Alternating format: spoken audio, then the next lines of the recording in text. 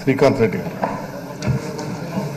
అధ్యక్ష, రాష్ట్ర సమగ్రాభివృద్ధి వికేంద్రీకరణ బిల్లుపై ఈ అసెంబ్లీ చారిత్రాత్మక బిల్లును ఆమోదించింది. అధ్యక్ష, శ్రీకృష్ణ కమిటీ కానీ, Sivaraman Krishna committee, Ravindran committee, BCG committee, borstal consulting group, BCG consultancy, ఇవన్నీ కూడా సమగ్రమైన అభివృద్ధి వికేంద్రీకరణ కావాలని స్పష్టం చేసిన మీదట ప్రభుత్వం హైపవర్ కమిటీ, మంత్రిత్వ కమిటీ నిర్ణయించి ఒక డెసిషన్ తీసుకొని ప్రభుత్వం బిల్లును ప్రవేశపెట్టింది. అధ్యక్ష, ఇక్కడ సుదీర్ఘంగా చర్చించి ఆ బిల్లును ఆమోదించాం. హౌస్ నుంచి అందరూ కూడా పార్టిసిపేట్ చేశారు, ప్రతిపక్ష పార్టీ వాళ్ళు అందరూ కూడా మాట్లాడడం జరిగింది. తర్వాత ఈ బిల్లును మనం శాసన మండలికి పంపించాం. అధ్యక్ష, ఇవాళ పేపర్లలో చూసాం, అనేక టీవీలలో వార్తలు చూసాం. అధ్యక్ష, మంత్రులను కించపరిచేలాగా, ప్రభుత్వ వ్యవస్థను కించపరిచేలాగా టీడీపీ నాయకులు మాట్లాడుతుండడం చూసాం. చట్టాన్ని నిబంధనలను కూడా పట్టించుకోకుండా వివరించారని అంటున్నారు. స్వయంగా చైర్మన్ గారే నేను తప్పు చేశాను, తప్పు చేయబోతున్నాను అటువంటి మాటలు మాట్లాడడం అధ్యక్ష ఆశ్చర్యపరిచింది. అధ్యక్ష, మీ ద్వారా శాసన వ్యవహారాల శాఖ మంత్రి గారిని కోరుతున్నాం. అధ్యక్ష, అసలు ఏం జరిగింది, ఈ సభ ద్వారా 3 ప్రాంతాల ప్రజలను ఏ రకంగా కాపాడుతారన్న అంశంపై స్పష్టత ఇవ్వాలని కోరుతున్నాం. అధ్యక్ష, రాష్ట్ర ప్రజలు పూర్తిగా సంబరాలలో మునిగినటువంటి సమయంలో చాలా దురదృష్టకరమైన సంఘటనలు జరిగినాయి అని చెప్పి, రూల్స్కి వ్యతిరేకంగా జరిగినాయని చెప్పి కూడా విన్నాం. అధ్యక్ష, ఆ సంఘటనలన్నీ కూడా సభకు తెలియజేయమని మీ ద్వారా కోరుతున్నాం. అధ్యక్ష. కన్నబాబు గారు, సారీ, లెజిస్లేటివ్ అఫైర్స్. అధ్యక్ష, గౌరవ సభ్యులు ఇప్పుడే ప్రస్తావించిన విషయము వాస్తవానికి మొన్న మండలిలో శాసనసభ తీర్మానం చేసిన బిల్లును అక్కడ ట్రాన్స్మిట్ చేసి ప్రవేశపెట్టడం జరిగింది. అధ్యక్ష,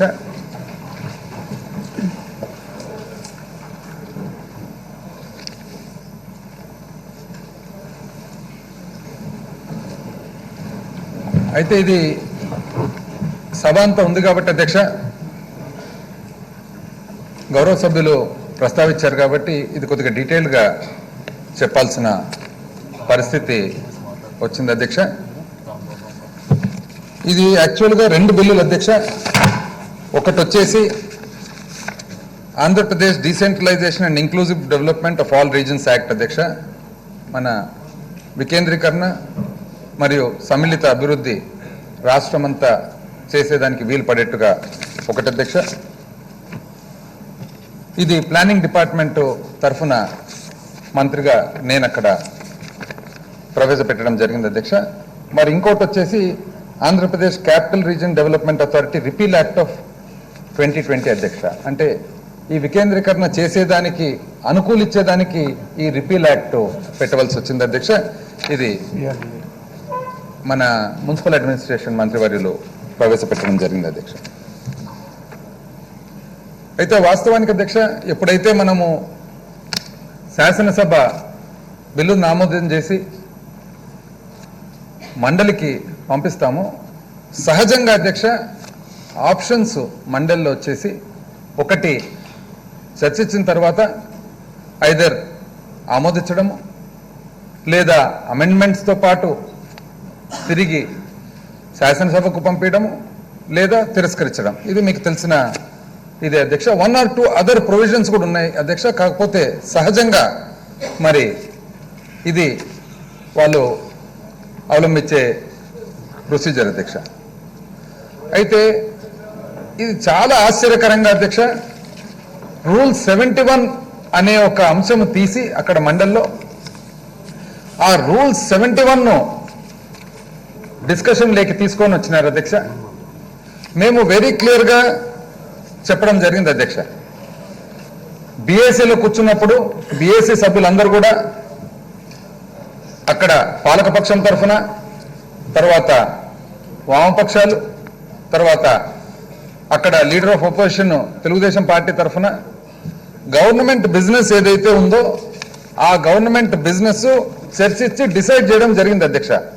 21/1/2020 గవర్నమెంట్ బిజినెస్, 22/1/2020 గవర్నమెంట్ బిజినెస్ అని చెప్పేసి వెరీ క్లియర్గా అక్కడ ఫైనలైజ్ చేయడం జరిగింది అధ్యక్ష.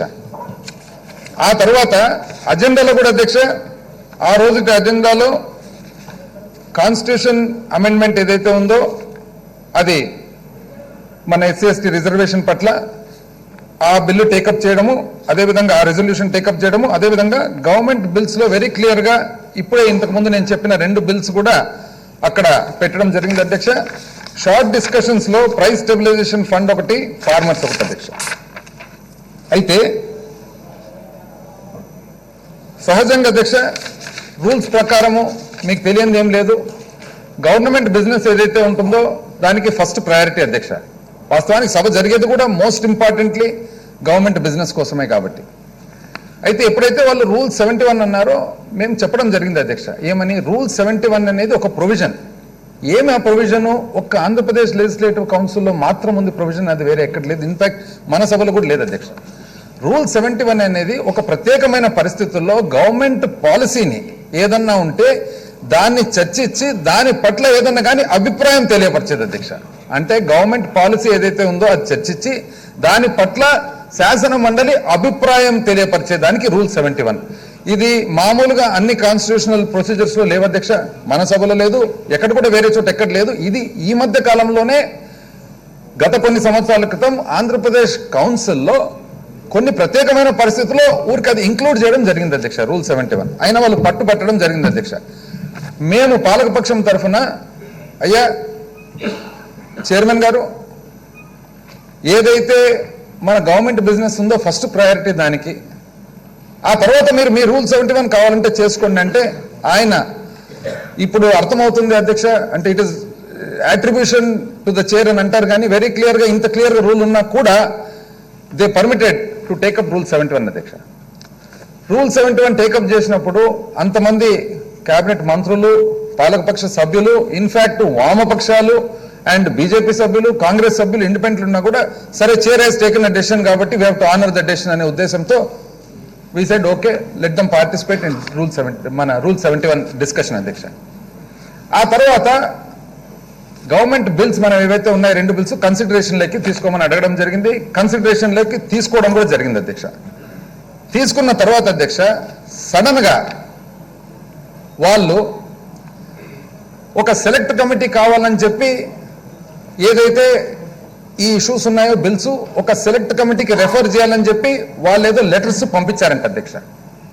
ఇప్పుడు సహజంగా లెటర్స్ పోతూ ఉంటాయి, వస్తూ ఉంటాయి. ఎవరికి ఏ లెటర్ పోతుంది ఎక్కడ అనేది మానిటరింగ్ అనేది ఎవరికి అవసరం కాదు, వాళ్ళ సబ్జెక్ట్ కూడా కాదు. అది వాళ్ళు ఏమంటారంటే మేము పంపించినాము అని అంటారు.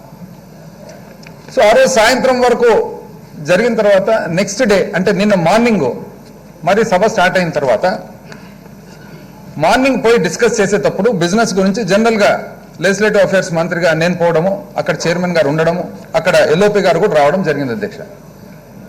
నేను పోయేటప్పటికి ఎల్ఓపి గారు ఉన్నారు. సో ఎల్ఓపి గారు ఏమన్నారంటే మేము అమెండ్మెంట్స్ ఇస్తాము మీ బిల్స్కు, అమెండ్మెంట్స్ను మీరు సహకరించండి, ఆ తర్వాత legislative assembly can do what it wants అన్న తర్వాత సభ స్టార్ట్ అయింది అధ్యక్ష. సభ స్టార్ట్ అయిన తర్వాత సెలెక్ట్ కమిటీకి ఆల్రెడీ పంపిస్తామని చెప్పి వాళ్ళు గొడవ పెట్టడం స్టార్ట్ అయింది అధ్యక్ష. ఇది ఎప్పుడు పొద్దున్నుంచి నిన్న సాయంత్రం వరకు జరిగింది అధ్యక్ష, సాయంత్రం వరకు. అప్పుడు వెరీ క్లియర్ గా మేము అడిగినాము అసలు సెలెక్ట్ కమిటీకి పంపించే పరిస్థితి ఎక్కడుంది, రూల్ ఎక్కడుంది అని అధ్యక్ష. ఎందుకంటే రూల్ ఏమంటుంది అధ్యక్ష, సెలెక్ట్ కమిటీకి ఏదన్నా కానీ ఇష్యూ ఒకవేళ ఒక బిల్లు ప్రవేశపెట్టినప్పుడు వాళ్ళు సెలెక్ట్ కమిటీకి రెఫర్ చేయాలనంటే కొన్ని పరిస్థితుల్లో మాత్రమే రెఫర్ చేయొచ్చు అధ్యక్ష. అది ఏమంటుంది అధ్యక్ష rule, an amendment for reference of a bill to a select or joint committee or for its circulation has to be moved immediately after the motion for consideration of the bill is moved. Has to be moved, I'll repeat అధ్యక్ష again, immediately after the motion for consideration of the bill is moved. అంటే ఎప్పుడు జరిగిందల్లా అధ్యక్ష అది? నిన్నగాక మొన్న ఎప్పుడైతే 21వ తారీఖు ఎప్పుడైతే ఈ 2 బిల్లులు మూవ్ చేయడం జరిగిందో ఆ బిల్లులు మూవ్ చేసినప్పుడు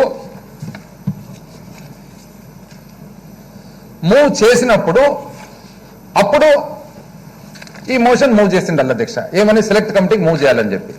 నేను గొడవ చేసి వాళ్ళు ఏమంటారంటే మేము లెటర్ ఇచ్చినాము అని అంటారు అధ్యక్ష. లెటర్ ఇస్ క్వైట్ డిఫరెంట్ అధ్యక్ష. లెటర్లు ఎన్నన్నీ ఇవ్వచ్చు. వెండర్స్ అది ఏదైనా కానీ ఒక ప్రొసీజర్ ప్రకారము ఎప్పుడు టేకప్ చేస్తారు అధ్యక్ష? When the motion is moved. అది మీకు చెప్పాల్సిన అవసరం లేదు అధ్యక్ష. సో ఇంత క్లియర్గా రూల్ ఉన్నప్పుడు కూడా మరి ఏ విధంగా చేస్తున్నారంటే వాళ్ళు ఏమంటారంటే మా డిస్క్రిషన్ అని అంటారు అధ్యక్ష. చివరకు మా డిస్క్రిషన్ అంటే అధ్యక్ష వాళ్ళు కోట్ చేసేది అక్కడ అసెంబ్లీ రూల్స్ అండ్ ప్రొసీజర్స్ ప్రకారము రూల్ నంబర్ 154 అంటారు అధ్యక్ష. రూల్ నంబర్ 154 ఏమంటుంది అధ్యక్ష? The chair May in his discretion dispense with the provisions of the chapter regarding notice, periods of notice or interval between any two stages of legislation, and may in his discretion allow any motion regarding a bill or any amendment to be moved without notice or after such shorter interval as he may think fit. అంటే ఇది ఎంతసేపు కూడా ఈ rule ఏమంటుంది అధ్యక్ష, ఒక motion move చేసేదానికి ఏమన్నా నామ్స్ ఏమన్నా ఉంటే, పద్ధతులు ఉంటే, ఇంత టైము ఇంత సమయము ఇవన్నీ ఉంటే ఆ సమయాలు ఆ సందర్భాలు ఎంతో కొంత ఆల్టర్ చేయొచ్చు అని చెప్తుంది. కానీ అసలు సెలెక్ట్ కమిటీకి రిఫర్ చేసేదానికే ఈ అధికారం అనేది ఎక్కడ లేదు అధ్యక్ష. This discretion is only motion move చేసేదానికి పర్మిట్ చేసేదానికి, అంతేగాని సెలెక్ట్ కమిటీకే పంపించేదానికి అనేది అసలు ఇది డిస్క్రిషన్ కాదు అధ్యక్ష. అసలు ఫస్ట్ పాయింట్ అధ్యక్ష, విచక్షణ అనేది ఎక్కడ ఇచ్చినారు? విచక్షణ ఈ రూల్ ప్రకారము విచక్షణ ఓన్లీ ఒకవేళ లేట్ అయినా, అంటే ఒకవేళ పొద్దున ఇవ్వవలసినది సాయంత్రం ఇచ్చినారు, అది డిస్క్రిషన్ ఆఫ్ ద చైర్, విచక్షణ చైర్ది, అది యాక్సెప్ట్ చేయొచ్చునా యాక్సెప్ట్ చేయకూడదా అని. అంతేగాని అసలు సెలెక్ట్ కమిటీకే నేను పంపిస్తాను అనేది ఆశ్చర్యకరంగా ఉంది అధ్యక్ష. అసలు వాళ్ళ ఇంటర్ప్రిటేషన్, అసలు విచక్షణ అనే దానికి ఏ విధంగా వాళ్ళు ఇంటర్ప్రిట్ చేస్తున్నారని. పైగా అధ్యక్ష అసలు moving of motion is quite different from giving notice for motion. వాళ్ళు నోటీస్ ఫర్ మోషన్ ఒక లెటర్ రూపంలో ఇచ్చి మోషనే మూవ్ చేసినామని చెప్తా ఉన్నారు. ఇది అసలు ఏ విధంగా దీన్ని చట్టాన్ని వాళ్ళు చూస్తా ఉన్నారు అనేది ఆశ్చర్యకరంగా అయిపోయింది అధ్యక్ష. అసలు ఒక నవ్వులాట అయిపోయింది అధ్యక్ష అక్కడ సభలో. ఇది అయిపోయిన తర్వాత అధ్యక్ష అసలు వాళ్లకు ఎటువంటి ప్రవర్తన ఉండిందంటే, as if just because strength ఉంది కదా హౌస్లో అని చెప్పేసి ప్రతిపక్షము వాళ్ళ ఇష్ట ప్రకారం ఏ రూల్ అయినా కానీ, ఏ రెగ్యులేషన్ అయినా కానీ, ఏ చట్టమైనా కానీ, ఏ ప్రొసీజర్ అయినా కానీ, ఏ కన్వెన్షన్ అయినా కానీ వాళ్ళ ఇంటర్ప్రిటేషన్ అనేట్టుగా ఇన్ఫ్లుయెన్స్ వెరీ క్లియర్ గా అధ్యక్ష, attribution influence on the chair అనేది వెరీ క్లియర్ గా అర్థమవుతుంది అధ్యక్ష. ఎందుకంటే చైర్ ఎప్పుడు అధ్యక్ష విచక్షణ ఎప్పుడైనా కానీ when there is ambiguity, when there is no clarity, very clear గా రూల్ ఉన్నప్పుడు, వెరీ క్లియర్ గా చెప్తా ఉన్నప్పుడు దాన్ని మళ్ళీ విచక్షణ ప్రసక్తే రాదు. పోనీ విచక్షణ వాడినారని అనుకుందాం, విచక్షణ ఎంతవరకు పర్మిట్ చేసింది అధ్యక్ష? రూల్ 154 సమయము అంటే మోషన్ ఇంట్రడ్యూస్ చేసేదానికి సమయం ఆల్టర్ చేసేదానికి పర్మిట్ చేసింది తప్ప అసలు సెలెక్ట్ కమిటీకే పంపించాలనే విచక్షణ అనేది ఆయనది కాదు అధ్యక్ష. లేదు, ఆ ప్రొవిజన్ లేదు, ఆ అధికారాలు కూడా లేవు అధ్యక్ష. అసలు వాస్తవానికి అధ్యక్ష మనం గమనించినట్లయితే ప్రజాస్వామ్యము ఈరోజు లెజిస్లేచర్ కానీ, ఎగ్జిక్యూటివ్ కానీ, జ్యుడిషియరీ కానీ ఆ ఫంక్షన్స్ అనేది అక్కడ అసలు ఏమాత్రము వాళ్ళు దాన్ని అసలు అబ్జర్వే చేయలేదు అధ్యక్ష. ఇప్పుడు లెజిస్లేచర్ అన్న తర్వాత అధ్యక్ష చట్టసభలు అసలు ఫండమెంటల్ ఫర్ డెమోక్రసీ, ఫండమెంటల్ పునాది అధ్యక్ష డెమోక్రసీకి చట్టసభలు. చట్టము మనం రూపకల్పన చేస్తాం, ప్రజలు ఎన్నుకుంటారు, ఎన్నుకున్న తర్వాత ఎవరినైతే ఎన్నుకోబడిన వాళ్ళు ఉంటారో వాళ్ళు చట్టాన్ని రూపకల్పన చేస్తారు, చట్టాన్ని సవరిస్తారు. ఆ చట్టము రూపకల్పన చేసిన తర్వాత, సవరించిన తర్వాత ప్రభుత్వ పాలసీ ఏదైతే ఉందో అది తెలియపరిచిన తర్వాత దానికి సభ అనేది ఆమోదం ఇస్తుందంటే ఎవరి తరఫున అధ్యక్ష ఆమోదం ఇస్తుండేది? సభ ప్రజల తరఫున ఆమోదం ఇస్తా ఉంది. We are representatives of the people, directly elected by the people. So the most important part of a legislation is the bill that originates in the house, the lower house, the house that is elected by the people. దానికి అర్థం పర్థం లేకుండా అవును అధ్యక్ష పెద్దల సభ ఉంది పెద్దల సభ, yes we respect the provisions in the constitution. కాకపోతే పెద్దల సభకు మరి ఎలక్టెడ్ బై ద పీపుల్ సభకు దట్ ఇస్ క్వైట్ డిఫరెంట్ అధ్యక్ష. ఇక్కడ మన కాన్స్టిట్యూషన్ ఆ రోజు రూపకల్పన చేసినప్పుడు, ఆ రోజు అంబేద్కర్ గారు మన కాన్స్టిట్యూషన్ రాసినప్పుడు, కాన్స్టిట్యూంట్ అసెంబ్లీ అప్రూవ్ చేసినప్పుడు, ఎందుకు అధ్యక్ష ఆ రోజు పరిస్థితుల్లో ఈ జనాభాకు, ఈ దేశానికి educational qualification or any technical qualification is not a must. Public support is a must for somebody to be elected and brought into the house to be able to administer and govern the state. కాబట్టి no qualifications అధ్యక్ష. అయితే ఏమాత్రము సభకు వచ్చిన తర్వాత ఎంతో ఒకంత technical గానో, ఎంతో ఒకంత సైంటిఫిక్ గానో, ఎంతో ఒకంత చదువు పరంగానో, అకాడమిక్ గానో మనకు ఒక సలహా ఇచ్చేదానికి పెద్దల సభ ఏర్పాటు చేయడం జరిగింది అధ్యక్ష. ఎవరెవరు అధ్యక్ష పెద్దల సభలో ఉన్న మెంబర్స్ స్వాతంత్రం వచ్చినప్పటి నుంచి చూస్తే people who are renowned in a particular field, a great scientist, a great artist, a great actor, అటువంటి వాళ్ళని పెట్టాను ఎందుకు? టు అడ్వైజ్ ద హౌస్, అంతేగాని not to come in the way of legislation that actually is the duty of the people who are elected to the assembly of the state. అధ్యక్ష, ఇది అర్థం చేసుకోకుండా అసలు పాయింట్ ఆఫ్ పెద్దల సభ మాకు హక్కు ఉందని చెప్తున్నారు కానీ అసలు what is the point of legislation? ఎంత అన్యాయంగా అంటే అధ్యక్ష, అసలు పొలిటికల్ మ్యాండేట్ ఎవరికి అధ్యక్ష? పొలిటికల్ మ్యాండేట్ ఎవరికి అధ్యక్ష? ప్రజలు ఇచ్చిన mandate has been given to the lower house. ఆ mandate, why did the people give the mandate to the house and to the government and to the chief minister to govern the state? What is this legislation? It is a part of governance of the state. దాన్ని వదిలిపెట్టి వాళ్ళు కేవలం ఏదో ఒక rule book అంతా ఎతికి 300 పేజీల్లో ఒక్కొక్క rule తెచ్చి ఆ రూల్ను వాళ్ళు మనకు సహకరించేదానికి ఉపయోగిస్తున్నారా, మనం చేసే పనిని అడ్డగించేదానికి ఉపయోగిస్తున్నారా అనేది ఇక్కడ this is the point of contention. అధ్యక్ష, ఎంత అధ్వానమైన పరిస్థితులు అయితే అధ్యక్ష, అసలు చైర్మన్ గారు ఏమనంటే it amounts to attribution. Chairman గారు అధ్యక్ష అసలు వెరీ క్లియర్గా మేము మాట్లాడినాం, బీఎస్సీలో మాట్లాడినాం, మంత్రులు, నేను, హానరబుల్ మున్సిపల్ అడ్మినిస్ట్రేషన్ మంత్రి గారు, ఎంతో మంది మంత్రులు కూడా వచ్చి మాట్లాడినాం. చివరికి ఎట్లంటే అధ్యక్ష, ఈ ఇష్యూ మీద ఎప్పుడైతే ఎంపసీ వచ్చిందో ఈ ఇష్యూ మీద డిస్కస్ చేసేదానికి వివిధ ఆల్ పార్టీస్ ఫ్లోర్ లీడర్స్ కూడా పోయి కూర్చొని మాట్లాడడం జరిగింది అధ్యక్ష. All parties floor leaders, whether it is PDF, whether it is BJP, whether it is independence, whether it is Congress, అందరూ ఒకటే మాట అన్నారు అధ్యక్ష, రూల్ ఎట్లుంటే అట్లా చేయండి, రూల్ ఏ విధంగా ఉంటే ఆ విధంగా చేయండి అని చెప్పి అందరు డైరెక్షన్ సలహా ఇవ్వడం జరిగింది అధ్యక్ష. ఈ లోపు అధ్యక్ష అసలు నిన్న సాయంత్రం గమనించినట్లయితే ఇది చాలా బాధాకరం అధ్యక్ష, చాలా బాధాకరం. చైర్మన్ గారు అక్కడ కూర్చొని ఉంటే ఎదురుగా గ్యాలరీలో అధ్యక్ష 4 గంటల సేపు గ్యాలరీలో 4 గంటల సేపు అధ్యక్ష leader of opposition Chandrababu Naidu గారు వచ్చి కూర్చుంటారు అధ్యక్ష. అంటే వాట్ ఈస్ ద ఇంటెన్షన్ అధ్యక్ష? Why do you need to come in the way of functioning of a house? Why do you need to come? Or is it every day వస్తారా? మీరు ప్రతిరోజు వచ్చి కూర్చొని మీరు హౌస్ ప్రొసీడింగ్స్ వాచ్ చేస్తున్నారంటే okay, మీరు ఎందుకు వచ్చి 4 గంటల సేపు కూర్చున్నట్లు అధ్యక్ష? కూర్చుండే పొజిషన్ కూడా అధ్యక్ష ఎగ్జాక్ట్లీ ఆపోజిట్. అంటే is it not to influence the chairman అధ్యక్ష? సి వి ఆల్ నో అధ్యక్ష, అందరికి తెలుసు chairman all come from different political parties, but the minute somebody sits in the chair they become neutral.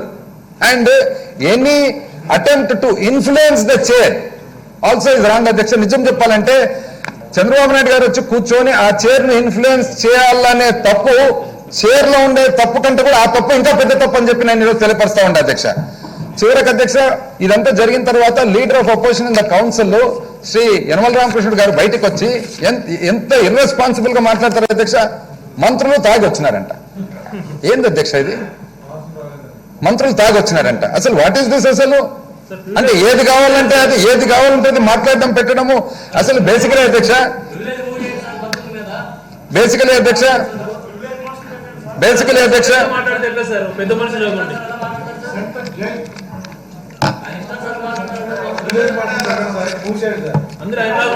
అధ్యక్ష ఏది ఏమైనా అధ్యక్ష వాళ్ళ ఉద్దేశం ఏదైతే ఉందో అధ్యక్ష, ఉద్దేశము to come in the way of legislation, చట్టము తయారు చేసే దాంట్లో చట్ట రూపకల్పన ఏదైతే ఉందో, ప్రజాస్వామ్యంలో ప్రధానమైన బాధ్యత ఏదైతే ఉందో, ప్రజల చేత ఎన్నుకోబడిన వాళ్లకు చట్టము రూపకల్పన, దానికి అడ్డగిస్తున్నారంటే ఇది డెఫినెట్లీ క్వశ్చనబుల్ అధ్యక్ష. ఇది చివరకు అక్కడ అధ్యక్ష విట్టపు బాలసుబ్రహ్మణ్యం గారు అధ్యక్ష, PDF honourable member in the house, ఆయన వెరీ క్లియర్ ఓపెన్ గా వచ్చి చెప్పినారు సార్ ఇది తప్పు అని. ఇది తప్పు అని చెప్పి చెప్పినారు అధ్యక్ష చైర్మన్ గారి దగ్గరకు వచ్చి, బయట మీడియాతో చెప్పినారు సాయంత్రం ఇది చాలా విషాదం, ఇది తప్పు అని చెప్పి. రామ్ మాధవ్ గారు అధ్యక్ష honourable member from BJP, Somaveer Raju గారు ఆనరబుల్ మెంబర్ ఫ్రమ్ బీజేపీ, వాళ్ళిద్దరు కూడా అధ్యక్ష ఇన్సైడ్ ద హౌస్ తప్పన్నారు, బయట తప్పన్నారు. ఇండిపెండెంట్ మెంబర్ కత్తి నరసింహారెడ్డి గారు అధ్యక్ష ఇన్సైడ్ ద హౌస్ తప్పన్నారు, బయట తప్పన్నారు. కాంగ్రెస్ మెంబర్ శ్రీ సత్యనారాయణ రాజు గారు అధ్యక్ష బయట తప్పన్నారు, లోపల తప్పన్నారు. అంటే ఇన్ని రకాలుగా ఉన్నా కూడా అసలు ఇంత ఆ పరిస్థితుల అధ్యక్ష లాస్ట్ కు చైర్మన్ గారు లాస్ట్ లో మాట్లాడి చూస్తే ఇది చాలా బాధాకరం. అసలు దీన్ని ఏ విధంగా జీర్ణించుకోవాలనేది కూడా అర్థం కాని పరిస్థితి అధ్యక్ష. ఏమంటారంటే లాస్ట్ కు నేను తప్పు చేస్తున్నా, ఇది తప్పు, ఈ ప్రొసీజరే తప్పు అయినా అని చెప్పి పైన చూసి చంద్రబాబు నాయుడు గారి పక్క ఒకసారి ఇట్లా చూసి అధ్యక్ష అయినా అని చెప్పి ఇది సెలెక్ట్ కమిటీకి రిఫర్ చేస్తున్నా అంటాను అధ్యక్ష. ఎంత అన్యాయం అధ్యక్ష. అంటే నేను తప్పు చేస్తున్నాను, ఈ తప్పు జరుగుతుంది అంటే దీంట్లో అర్థం ఏమధ్యక్ష, దీంట్లో అర్థము ఆ ఇన్ఫ్లుయెన్స్ వలన కాదా అని చెప్పి నేను అడుగుతా ఉన్నా అధ్యక్ష. ఆ ఇన్ఫ్లుయెన్స్ వల్ల కాదా అని చెప్పి, ఎందుకంటే ఫస్ట్ పాయింట్ అధ్యక్ష, ఆ సెలెక్ట్ కమిటీకి వాళ్ళు మూవ్ చేసే పరిస్థితే అసలు మూవే చేయలేదు అధ్యక్ష. మూవ్ చేయకపోగా విచక్షణాధికారం 154 అంటాడు. విచక్షణాధికారం అసలు it does not give him that power అధ్యక్ష. It does not give him the power to take any such action as to give it to select committee. And more over select కమిటీకి ఇచ్చేదానికి follow కావాల్సిన పద్ధతి కూడా follow కాలేదు అధ్యక్ష. ఈ పరిస్థితుల్లో అధ్యక్ష ఈ విధంగా ఎక్కడో ఒకటో రెండో రూల్స్ తీసుకొని ఆ రూల్స్ ద్వారా మన చట్టాలు చేసే మన ప్రధానమైన బాధ్యత ఏదైతే ఉందో ఇదంతా కూడా ఈ విధంగా దీన్ని మరి పాటు చేస్తా ఉన్నారంటే మాత్రం ఖచ్చితంగా ఇది బాగా చాలా దీర్ఘంగా ఆలోచించే అధ్యక్ష. ఎందుకంటే ఈరోజు గమనించినట్లయితే అధ్యక్ష దాదాపు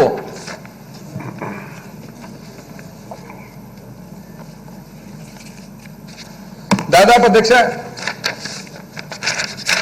ఇంచుమించు 15 లక్షల రూపాయల పైన పర్ డే ఖర్చు అవుతుంది అధ్యక్ష. ఇంచుమించు 60 కోట్లు ఖర్చు అవుతుంది అధ్యక్ష. మండలి జరిపేదానికి 60 కోట్లు ఖర్చు అవుతుంది అధ్యక్ష దాదాపు సంవత్సరానికి.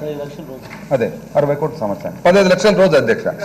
మరి ఇవన్నీ కూడా అంటే ప్రభుత్వము, ప్రజల చేత ఎన్నుకోబడిన ప్రభుత్వము కౌన్సిల్ ను పెట్టి 60 కోట్ల సంవత్సరానికి రోజుకు 15 లక్షలు ఖర్చు పెడుతూ సలహా ఇచ్చేదానికి కోరుతుంది తప్ప మనం చేసే పనికి కూడా అడ్డపడాలని చెప్పి కోరితే అదిగిన నిజమైతే వాస్తవం అయితే అసలు చట్టసభలో అర్థమే లేదు బైకామరల్ లెజిస్లేచర్లు అనేది మా అభిప్రాయం అధ్యక్ష.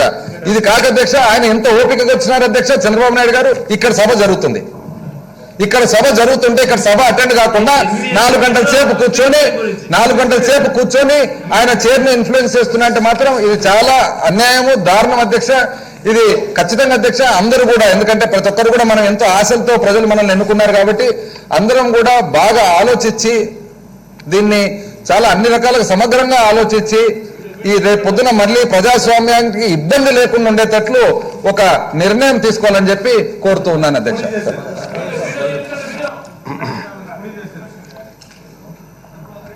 కన్నబాబు గారు.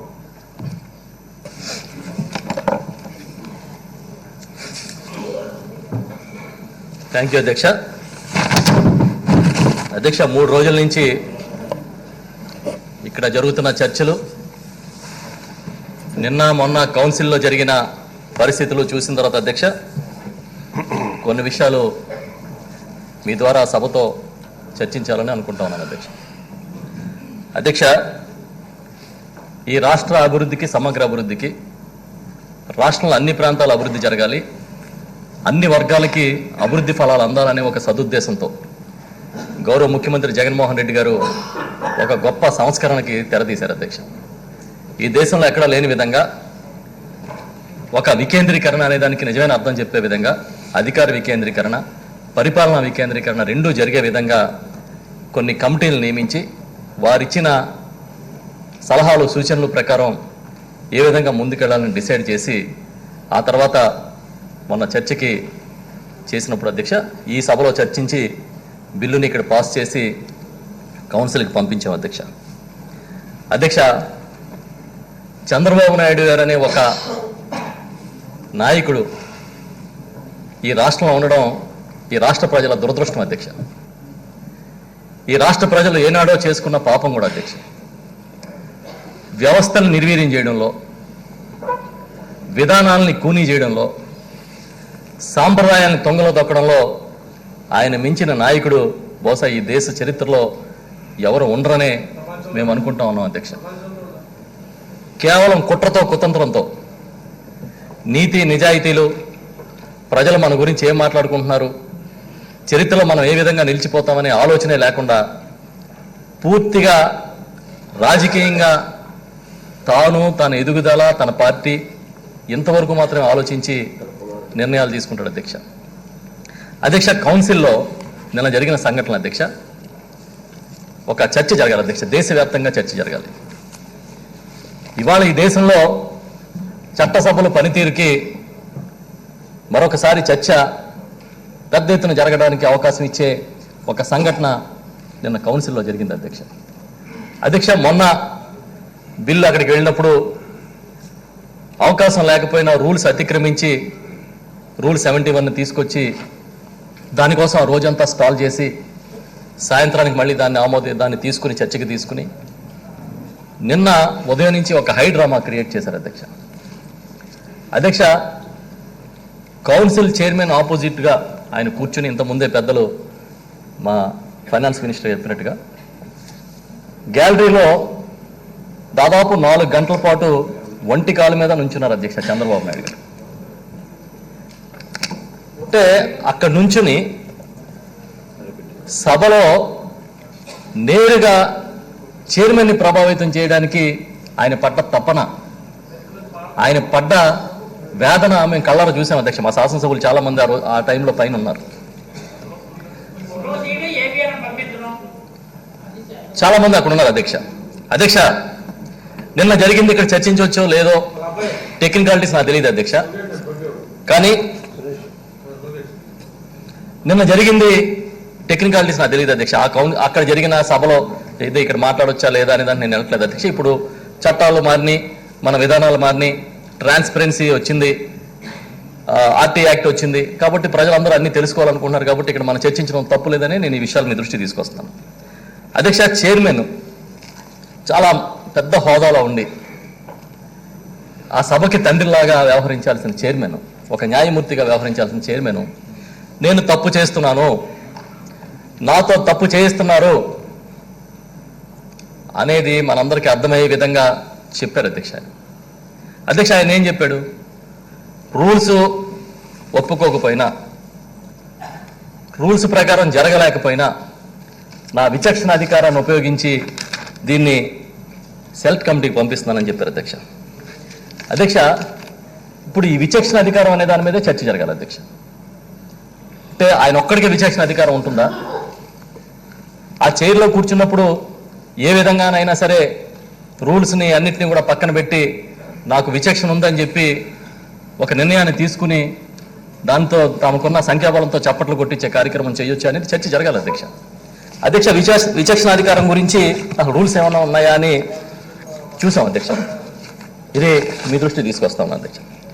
Residuary and inherent powers of the speaker దీంట్లో ఉంది అధ్యక్ష. Under his inherent powers the speaker May in certain special cases allow motions to be moved or withdrawn which are not covered by the rules of procedure.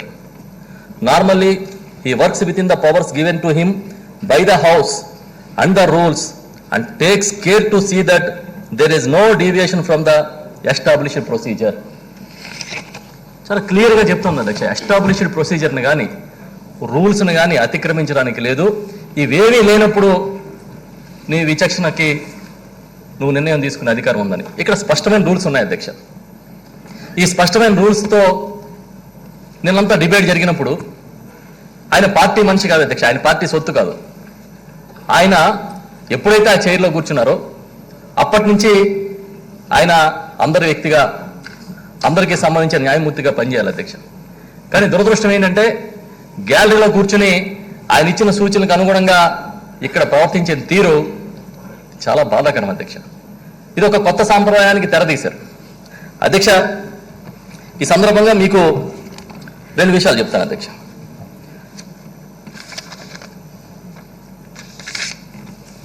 Lokesh గారు అధ్యక్ష, చంద్రబాబు నాయుడు గారి తనయుడు, లోపల కూర్చుని ఫోటోలు తీస్తా ఉన్నాడు అధ్యక్ష, వీడియో తీస్తా ఉన్నాడు. పైన తండ్రి, కింద లోకేష్ తనయుడు.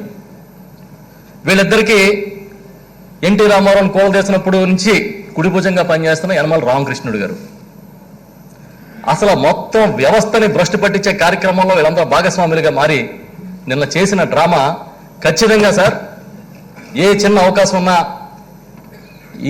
దీన్ని పార్లమెంటరీ ప్రొసీజర్స్ ఎవరైతే చూస్తారో వారికి ఈ సభ తెలియజేయాలని నేను కోరుకుంటున్నాను అధ్యక్ష. ఇంత దారుణమైన కుట్ర కుతంత్రాలకి సభలో వేదిక కాకూడదు భవిష్యత్తులో అంటే పార్లమెంటరీ ప్రొసీజర్స్లోనే చేంజెస్ తీసుకురావాల్సిన అవకాశం ఉందనేది ఈ సభ రికమెండ్ చేయాలని చెప్పి అక్కడికి తెలియజేయాలని చెప్పి మీ ద్వారా వేడుకుంటాను అధ్యక్ష. ఎందుకంటే అధ్యక్ష అసలు రూల్స్ ఎందుకు, మనకి బుక్స్ ఎందుకు, సాంప్రదాయాలు ఎందుకు, రాజ్యాంగం ఎందుకు? ఈ రాజ్యాంగ స్ఫూర్తికి విరుద్ధంగా నాయకులు ప్రవర్తిస్తే ఏం చేయాలి? మేము అనుకున్నాం అధ్యక్ష, కౌన్సిల్ చైర్మన్ గారు చాలా గంభీరమైన వాతావరణంలో చాలా స్పష్టతతో మాట్లాడుతూ ఉంటే, గద్గద స్వరంతో మాట్లాడుతూ ఉంటే, ఓహో ఈయన రాజీనామా చేస్తున్నాడేమో, తప్పు చేయడానికి ఇష్టం లేక అనుకున్నాం అధ్యక్ష. టక్కన ప్లేట్ ఫిరాయించి మాట్లాడారు అధ్యక్ష. ఇవాళ ఉదయం పేపర్లు చూస్తాను అధ్యక్ష, కొన్ని మీడియాల్లో ఆయన గురించి ఏం రాశారంటే, ఒక గొప్ప క్రియాశీల కార్యకర్త తెలుగుదేశం పార్టీకి ఇవాళ ఆయన నిరూపించుకున్నాడని కొన్ని పత్రికలు వచ్చినాయి అధ్యక్ష. మీరు బహుశా చూసే ఉంటారు. మాకు తప్పులేదు అధ్యక్ష, క్రియాశీల కార్యకర్తగా బయట పనిచేస్తే తప్పులేదు. ఎందుకంటే ఎన్నికల్లో చంద్రబాబు నాయుడు సాక్షాత్తు అల్లా లాంటి వాడని ఆయన స్టేట్మెంట్ ఇచ్చారు. సాక్షాత్తు ఆయన ఒక అల్లా అని స్టేట్మెంట్ ఇచ్చారు అధ్యక్ష. కాబట్టి రాజకీయంగా ఆయన ఉంటే, రాజకీయంగా ఆయన మాట్లాడితే, చంద్రబాబు నాయుడు గారిని ఏ దేవుడితో పోల్చినా, ఎంత మహనీయులతో పోల్చినా ఎవరికి అభ్యంతరం లేదు అధ్యక్ష. కానీ ఒక్కసారి చైర్లో కూర్చున్న తర్వాత అదే బిహేవియర్ ఇక్కడ చూపించవచ్చా లేదా అనేది పార్లమెంటరీ ప్రొసీజర్స్ సంబంధించి అక్కడ ఏదైనా ఒక సెలెక్ట్ కమిటీ కానీ ఇంకేదైనా కమిటీలు కానీ ఢిల్లీలో పనిచేస్తే రాజధానిలో, దానికి మీరు రిఫర్ చేయమని చెప్పి సమన్వయంగా మిమ్మల్ని కోరుకుంటా ఉన్నాను అధ్యక్ష. అధ్యక్ష, ఇంతకుముందు పెద్దలు మా ఫైనాన్స్ మినిస్టర్ గారు చెప్పారు అధ్యక్ష, యనమల రామకృష్ణ గారు చెప్తారు, మంత్రులందరూ తాగేసి వచ్చారంట. ఇంకొక విశ్లేషణ టీవీలో కూర్చుని బ్రీత్ అనలైజర్లు పెట్టాలి, సభ్యులు ఇక్కడి నుంచి సభలోకి వెళ్ళాలంటే మాట్లాడుతూ ఉన్నాడు అధ్యక్ష. ఏంటి అధ్యక్ష కండ కావరం వీళ్ళకి? ఏంటి ఆ తెగింపు, ఏంటి ఆ బరి తెగింపు, ఆ కండ కావరం అని అడుగుతున్నాం. అంటే మిమ్మల్ని చూపించే ఛానల్స్ ఉంటే, మీకోసం రాసే పత్రికలు ఉంటే, మీ ఇష్టం వచ్చిన సభ్యుల గురించి మాట్లాడతారా? బ్రీత్ అనలైజర్ పెట్టి పంపించాలంటారా అధ్యక్ష? దానికి అవకాశం ఉందో లేదో నాకు తెలియదు అధ్యక్ష. నేను చేసే ప్రతిపాదనకి ఎవరైతే టీవీలో కూర్చుని శాసనసభ్యులను కానీ మంత్రులు కానీ కించపరుస్తూ మాట్లాడారో వారిని ప్రివిలేజ్ మోషన్ కింద మీరు సభకు పిలిచే అవకాశం ఉంటే చూడమని కోరుతాం. అంటే వాళ్ళ ఇష్టానుసారం అక్కడ బైకు ఉంటుంది కదా అని చెప్పి బ్రీత్ అనలైజర్లు పెట్టమంటే, మాకు పెట్టే బ్రీత్ అనలైజర్ చంద్రబాబుకి లోకేష్ కూడా పెడతారు అధ్యక్ష. ఏం మాట్లాడుతున్నారు అధ్యక్ష? ఇది కొత్త ప్రొసీజర్స్ ని మీరు సెటప్ చేయాల్సిన సమయం వచ్చింది అధ్యక్ష. కొత్త విధానాల్ని మీరు ఈ సభకి, ఈ దేశం దృష్టికి ఈ సభ తీసుకురావాల్సిన సమయం వచ్చింది అధ్యక్ష. ఎందుకంటే ఒక ధైర్యం చూపించగలిగే నాయకుడు, దమ్మున్న నాయకుడు ఇవాళ ముఖ్యమంత్రిగా, ఈ సభా నాయకుడిగా జగన్మోహన్ రెడ్డి గారు ఉన్నారు. కాబట్టి ఇప్పుడు చేయకపోతే ఇప్పుడు చేయలేము అధ్యక్ష. బ్రీత్ అనలైజర్లు పెట్టాలా? తాగేసి వచ్చారా? ఏం మాట్లాడుతున్నారు అధ్యక్ష? అంటే ప్రజల నుంచి ఎన్నికై వచ్చి దాదాపు 2-3 లక్షల మంది ప్రజలకి ప్రతినిధిగా ఇక్కడికి వచ్చిన వాడిని కించపరిస్తే ఎవరిని కించపరిచినట్టు? ఏ వ్యవస్థను కించపరిచినట్టు? ఏం మాట్లాడుతూ ఉన్నారు అధ్యక్ష? రాజకీయాల్లో విమర్శలు సహజం. డిస్కషన్ వాళ్ళు వచ్చారనుకోండి, వాళ్ళు మాట్లాడతారు, మేము మాట్లాడతాం, వాళ్ళు ఇక్కడి నుంచి ఏదో కామెంట్స్ చేస్తారు, మేము కామెంట్ చేస్తాం, దట్స్ ఓకే. కానీ ఈ విధంగా వ్యవస్థల్ని కూనీ చేసి బయటికి వెళ్ళి తప్పుడు ప్రచారాలు చేయడం మాత్రం ఎంత మాత్రం కరెక్ట్ కాదని చెప్పి మీ ద్వారా సభ దృష్టికి తీసుకొస్తాను అధ్యక్ష. అధ్యక్ష, దాంతోపాటు నిన్న అధ్యక్ష సభ పూర్తయిన తర్వాత ఇక్కడి నుంచి వెళ్తూ ఉంటే చంద్రబాబు నాయుడు గారికి పూల వర్షం అంట, చంద్రబాబు నాయుడు గారికి హారతులంట. ఏంటి అధ్యక్ష? ఏం సాధించారో మాకేం అర్థం కావట్లే. ఏంటి సంఖ్యాబలం ఉందని చెప్పి ఆ కౌన్సిల్లో బిల్లు 4 రోజులు ఆపగలిగితే అదేదో గొప్పగా సాధించినట్టుగా చంకలు గుద్దుకుంటే జనం నవ్వుకుంటున్నారని కూడా లేదు వాళ్ళకి. అధ్యక్ష, సంఖ్యాబలం ఉన్న ఏ సభలో అయినా సరే వాళ్ళు అనుకుంటే ఏ బిల్లులైనా సరే పెండింగ్ పెట్టొచ్చు అధ్యక్ష. ఈ సందర్భంగా మీ దృష్టి కూడా తీసుకొస్తాను అధ్యక్ష. గత 5 ఏళ్లలో రాజ్యసభలో 22 బిల్లులు ల్యాప్స్ అయిపోయినాయి అధ్యక్ష. 22 బిల్స్. ఎందుకనంటే ఆ సభలో పాస్ చేసి ఎగువ సభకు పంపిస్తే దాన్ని చర్చగా స్వీకరించకపోవడం వల్ల 22 బిల్లులు ల్యాప్స్ అయిపోతే సాక్షాత్తు రాజ్యసభ అధ్యక్షుడిగా ఉన్న ఉపరాష్ట్రపతి వెంకయ్యనాయుడు గారు ఈ పద్ధతి కరెక్ట్ కాదు, బిల్స్ ని మీరు ఈ విధంగా చేయకూడదు, ఎందుకంటే ప్రజాస్వామ్యయుతంగా ఎన్నికైన సభ్యులు ఆ సభలో చేసి పంపించిన బిల్లుల్ని ల్యాప్స్ ఎలా చేస్తాం, ఇది పద్ధతి కాదు, ఈ పద్ధతి మార్చుకోమని ఉద్బోధించిన వీడియోస్ నేను చూశాను అధ్యక్ష. అధ్యక్ష, సంఖ్యాబలం ఉంది కాబట్టి రాజ్యసభలో కూడా కొన్ని బిల్లులు ఆగిపోయినాయి. అంత మాత్రాన వాళ్ళేదో సాధించినట్టు వీళ్ళేదో ఓడిపోయినట్టు అక్కడేం ప్రచారం జరగట్లేదు అధ్యక్ష. కానీ చంద్రబాబు నాయుడు గారికి అన్నిటికన్నా గొప్ప అదృష్టం ఏంటంటే అధ్యక్ష, కొన్ని పత్రికలు, కొన్ని ఛానల్స్ వాళ్ళు తిమ్మిని బమ్మిని చేసి చూపించగలగడం అంటే చిన్నప్పుడు చదువుకున్నాం కానీ ఇప్పుడు చూస్తున్నాం అధ్యక్ష.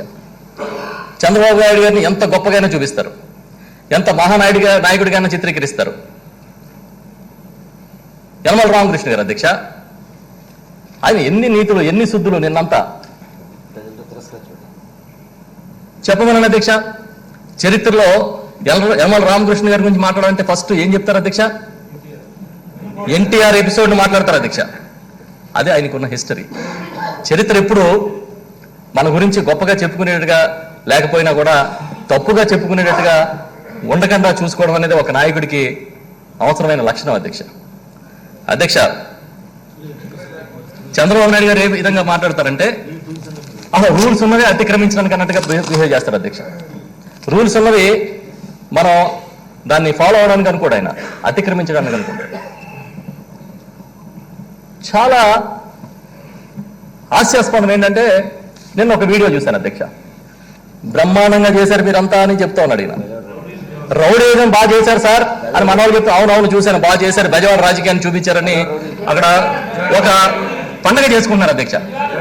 బెజవాడ రౌడీ ఇప్పుడేంటి అధ్యక్ష, 1986లోనో 89లోనే వంగవీటి రంగా గారి ఎపిసోడ్లోని బెజవాడ రౌడీజం చంద్రబాబు నాయుడు గారి కథ చూసాం అక్కడ. మాకేం తెలియదు ఆ బెజవాడ రౌడీజం ఆయన ఎలా చేశాడు, ఏం చేశాడు. అసలు ఒక ఏదో ఫెస్టివల్ మూడ్లో ఉన్నారు సార్. నాకు అర్థం కావట్లేదు అధ్యక్ష. బహుశా నేను అనుకోవడం ఇవాళ మళ్ళీ తిరిగి ఆయనకి అధికారం వస్తుంది అనుకుంటున్నాడు ఏంటో నాకు అర్థం కాదు. ఈ బిల్లు ఓడిపోతే ఆయన తీసుకొచ్చి ఏమన్నా సీఎం గారి సీట్లో కూర్చోబెడతారని ఆయన కలగంటున్నాడో నాకు అర్థం కావట్లేదు. మాట్లాడితే అంటాడు రెఫరెండం పెట్టండి, అమరావతి మీద రెఫరెండం పెట్టండి.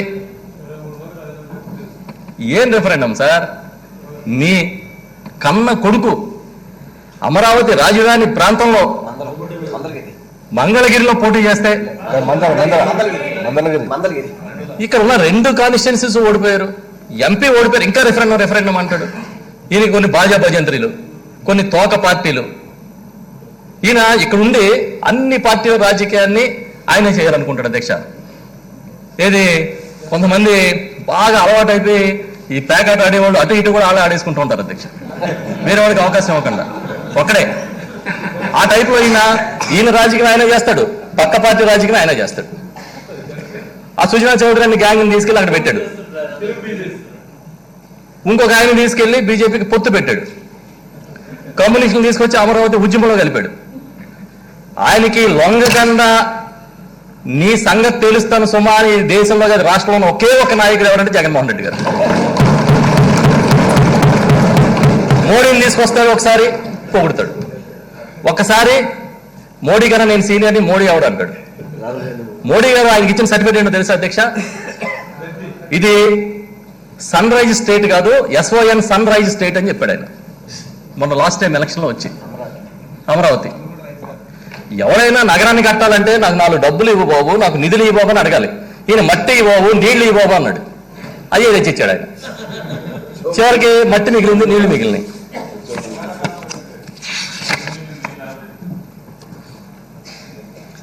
అధ్యక్ష, నేనేం చెప్తా ఉన్నానంటే అధ్యక్ష, ఈ సెషన్ స్టార్ట్ అయిన తర్వాత 3 బిల్స్ని డిఫర్ అయ్యారు అధ్యక్ష.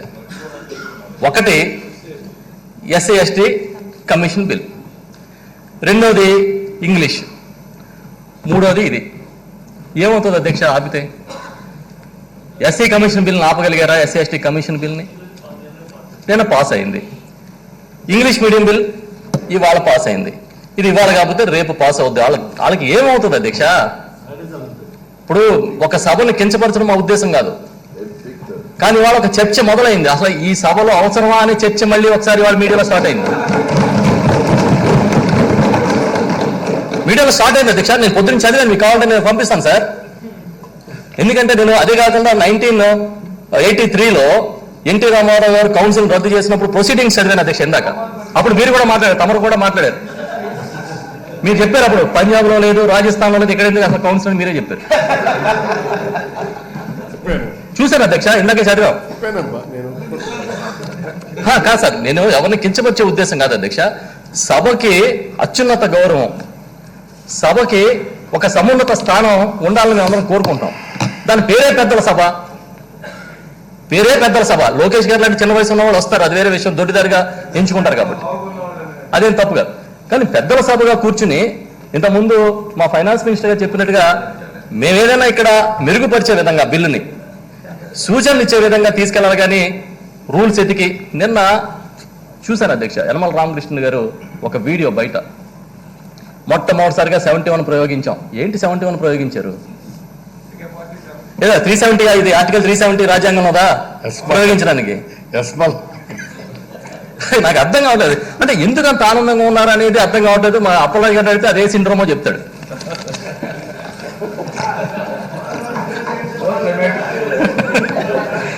అధ్యక్ష, నిన్న మా ఫైనాన్స్ మినిస్టర్ గారు కానీ మా మున్సిపల్ మినిస్టర్ బొత్స సత్యనారాయణ గారు కానీ బ్లాక్ డే ఇది నిన్న అని మీడియాలో చెప్పారు అధ్యక్ష.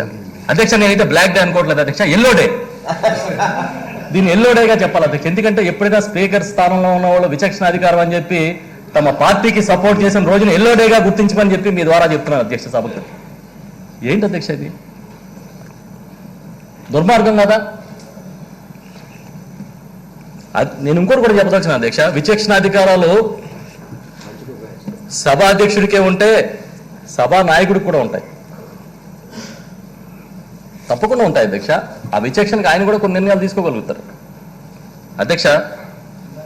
ప్రొసీజర్ ల్యాప్సెస్ని యాక్సెప్ట్ చేస్తూ ఇది నా విచక్షణ అధికారానికి నేను పనిచేశానని చెప్పిన కౌన్సిల్ చైర్మన్ గారి మీద ఆ చర్చ జరగాలనేదే నేను కూడా కోరుకుంటూ ఉన్నాను అధ్యక్ష.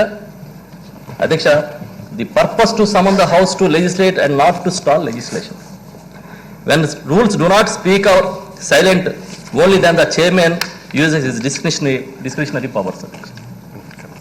రూల్స్ ఉన్నప్పుడు ఆ రూల్స్ ఖచ్చితంగా పాటించాలి. పాటించేటట్టుగా చేయడం సభాధ్యక్షుడి సభాపతి ఉన్న ధర్మం అనేది ఎక్కడో చోట మళ్ళీ నమోదు కావాలి అధ్యక్ష. ఇంకా విచక్షణాధికారం నాకు ఉంది కదా అని రేపొద్దున సభల్ని రద్దు చేస్తానంటే, విచక్షణాధికారం నాకు ఉంది కదా అని పైన గ్యాలరీలో ఒక నాయకుడు కూర్చుని సైకిల్ చేస్తుంటే దాన్ని మేము ఫాలో అవుతానంటే ఎట్లాగే అధ్యక్ష?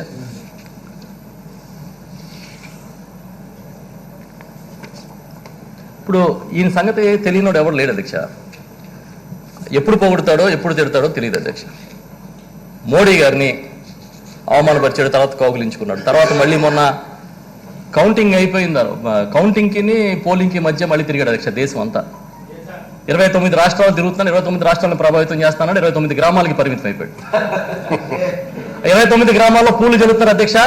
29 దాటి 30వ గ్రామానికి వెళ్తే రాళ్లు జల్లుతారనే విషయం ఆయన మర్చిపోతున్నాడు. ఇక్కడ పూలే కనబడుతున్నాయి అధ్యక్ష వారికి. చూడండి సార్, సభ ఒప్పుకోవట్లేదు అధ్యక్ష. 29 అంటే దానికి కూడా పరిమితం.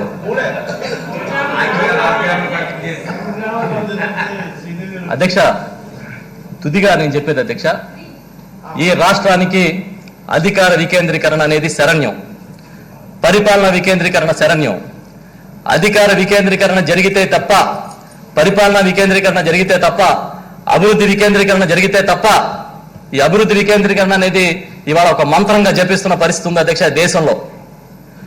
ఈ అభివృద్ధి వికేంద్రీకరణ జరగడానికి, పరిపాలన వికేంద్రీకరణ జరగడానికి ఎలాంటి మార్గాలు ఉంటాయి ఆ మార్గాలు అనుసరించి ఇమీడియట్గా దానికి తగ్గట్టుగా పెద్దలు యాక్షన్ ప్లాన్ తయారు చేయాలనేది సభను నేను కోరుతాను అధ్యక్ష. వాళ్ళు బిల్లు ద్వారా ఆపగలుగుతారేమో కానీ ప్రజల మనోభావాల్ని ప్రభావితం చేయలేరు అధ్యక్ష. ఎందుకంటే మీరు బిల్లు ఆపడం అనేది టెక్నికాలిటీ. ఇంతకుముందు నేను చెప్పినట్టుగా 22 బిల్స్ ల్యాప్స్ అయిపోయినాయి. అందులో చాలా కీలకమైన బిల్స్ ఉన్నాయి రాజ్యసభలో లాస్ట్ 5 yearsలో. కాబట్టి ఏ మార్గం ఉందో ఆలోచించండి అధ్యక్ష. పెద్దలందరూ కూర్చుని చర్చించి తక్షణమే అభివృద్ధి వికేంద్రీకరణ జరిగేలాగా, తక్షణమే పాలనా వికేంద్రీకరణ జరిగేలాగా ఒక మార్గాన్ని ఎంచుకుని ముందుకెళ్లాలని కోరుతూ నాకు ఈ అవకాశం ఇచ్చినందుకు కృతజ్ఞతలు తెలియజేస్తూ సెలవు తీసుకుంటున్నాను అధ్యక్ష. ధర్మాన ప్రసాదరావు.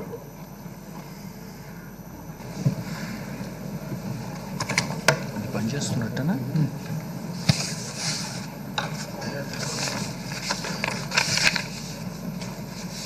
అధ్యక్ష,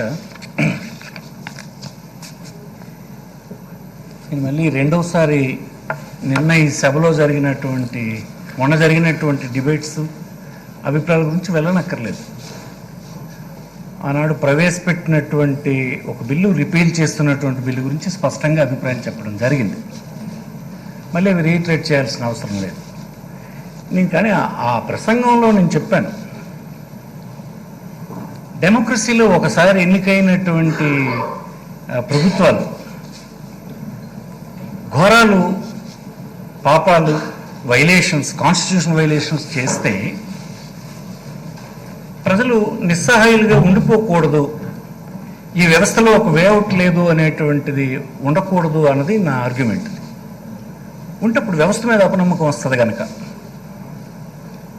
నేను దానికి ఆ ప్రభుత్వం చేసినటువంటి అందరు ప్రజలు నిరుత్సాహానికి, నిస్పృహకి లోనవడానికి కారణమైనటువంటి అంశాలన్నింటినీ ఆ ప్రభుత్వ అధినేత ఇప్పుడు అపోజిషన్ లీడర్ ఉన్నప్పుడే చెప్పాను. నేను ఆయన మాట్లాడినప్పుడు కూడా దాని గురించి ఆయన రిప్లై కూడా ఇవ్వలేదు. అది కాదు అని కూడా చెప్పలేదు, ఒప్పుకున్నాడు అతను. అంటే నేను ఎలాగే మ్యానిపులేట్ చేస్తాను, నేను ఎలాగనే ఉంటాను, అందరూ అంగీకరించాలన్నటువంటి ప్రయత్నంలో ఉన్నారు. పార్టీ బహుశా అతని విధానం పార్టీ విధానం కావచ్చు. నా అభిప్రాయం అయితే నిన్నటి సంఘటన కూడా ఇంతకుముందు కోర్టులు మేనేజ్ చేసినట్టే, ఇంతకుముందు కేంద్ర ప్రభుత్వాన్ని మోసగించినట్టే, ఇంతకుముందు పత్రికల ద్వారా జనంకు మోసగించినట్టే, ఇక్కడ ముందు సింగపూర్ కంపెనీలను ఆహ్వానించడంలో అనైతికమైన పద్ధతులు ఆచరించినట్టే ఇదొక పద్ధతి. అతనికి అలవాటైపోయింది, అంత ఈజీ కాదు, అందు నుంచి తప్పుకోలేడు అతను. ఇది కూడా అందులోని భాగమే. అందుకే నేను ముఖ్యమంత్రి గారికి రిక్వెస్ట్ చేశాను, ఈ పరిస్థితులు ఉండకూడదు, ఈ స్కోప్, ఈ నిరుత్సాహం ప్రజలకు వెళ్ళనివ్వకూడదు. ఇది మన ఒక్కరి కోసం, ఒక సభ కోసం కాదు, నేను అనేది వ్యవస్థ గురించి చెప్పింది. నేను ఇది లేదని కట్ చేయాలి. అందుకే దీనికి చాలా గమ్మత్తుగా ఈ షార్ట్ టైంకి నేను చూస్తే కొన్ని విషయాలు చాలా, ఇప్పుడు 70 సంవత్సరాలు అయింది కాన్స్టిట్యూన్సీ అసెంబ్లీ ఫామ్ అయ్యి దీని మీద డిస్కస్ చేసినప్పుడు ఈ పర్టికులర్గా ఈ అప్పర్ హౌస్ అన్న దాని మీద చాలా డిబేట్ జరిగింది అధ్యక్ష. మనం బాగా అభిమానించే అంబేద్కర్ లాంటి వాడు, గొప్ప గొప్ప పెద్దలు 70 సంవత్సరాల క్రితం ఈనాడు ఉన్నటువంటి చంద్రబాబు లాంటి వారి గురించి ఆలోచించినారని మనం చేస్తున్నాము. 70 సంవత్సరాల ముందు ఎలా వచ్చిందో వాళ్ళకి. రంగా గారు లాంటి వారు కూడా, ఈ గడ్డమే పుట్టిన రంగా గారు, ఆయన తాలూగా అభిప్రాయం కూడా కాన్స్టిట్యూన్సీ అసెంబ్లీలో రికార్డ్ అయింది.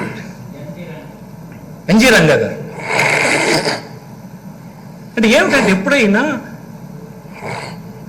ఒక ప్రభుత్వం ద్వారా మోసగించబడ్డటువంటి ప్రజలందరూ కలిపి ఇంకొక ప్రభుత్వాన్ని ఆహ్వానిస్తే ప్రజాస్వామ్యంలో అదే కదా ఫైనల్ ఇది అస్త్రం.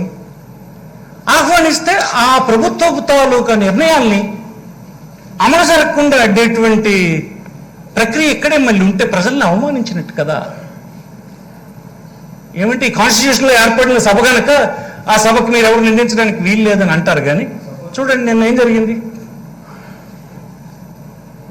ఆయనే అంటాడు, నేను రాజ్యాంగ విరుద్ధంగా చేస్తున్నాను, రూల్స్కి వ్యతిరేకంగా చేస్తున్నాను అంటాడు. కానీ ప్రజల చేత, మెజారిటీ ప్రజల చేత ఎంపుకోబడినటువంటి ఒక వ్యక్తి ఈ రాష్ట్ర ప్రజలందరితోలుగా సర్వతోముఖాభివృద్ధికి అవసరమైనటువంటి వస్తున్న చట్టాలన్నింటినీ ఆపేసి స్టాల్ చేసిస్తుంటే మరి ఎన్నుకున్న ప్రజలకు ఏం గౌరవం ఉంటుంది?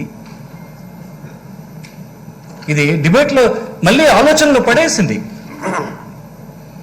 5 సంవత్సరాలకు గాను మన వ్యవస్థ ప్రభుత్వాన్ని ఎన్నుకునేటువంటి అవకాశం వస్తే సాఫీగా ఉంటాయి. 5 సంవత్సరాల్లోనే ఈ ప్రభుత్వం కొన్ని రిజల్ట్స్ చూపించాలి కదా. ఏమైతే తాను ప్రజలకు హామీ ఇచ్చే అధికారంలోకి వచ్చిందో ఆ ప్రభుత్వం చూసుకోవాల్సిన అవసరం ఉంది కదా, రిజల్ట్స్ చూపించాల్సిన అవసరం ఉంది కదా. ఇలాగ తినేస్తే ఎట్లాగండి? సమయాన్నంత ఇలా తినేస్తే ఇది అవమానం చేసినట్టు కదా ప్రజల తీర్పుని. అల్టిమేట్గా ప్రజాస్వామ్య లక్ష్యం కూడా పోయినట్టే కదా. మరోసారి ప్రజాస్వామ్యవాదులందరూ ఆలోచించాల్సినటువంటి సమయం ఆసన్నం అయిందని నేను అంటున్నాను. ఈ దేశంలో 23 రాష్ట్రాలు ఉన్నాయి, ఆయన దగ్గర లేవు. ఈ సభలో 6 రాష్ట్రాల్లో ఉన్నట్టున్నాయి, ఆంధ్రప్రదేశ్, బీహార్, కర్ణాటక, మహారాష్ట్ర, తెలంగాణ, ఉత్తరప్రదేశ్. మిగతా 28 రాష్ట్రాల్లో ఎక్కడ లేవు, 22 రాష్ట్రాలు లేవు.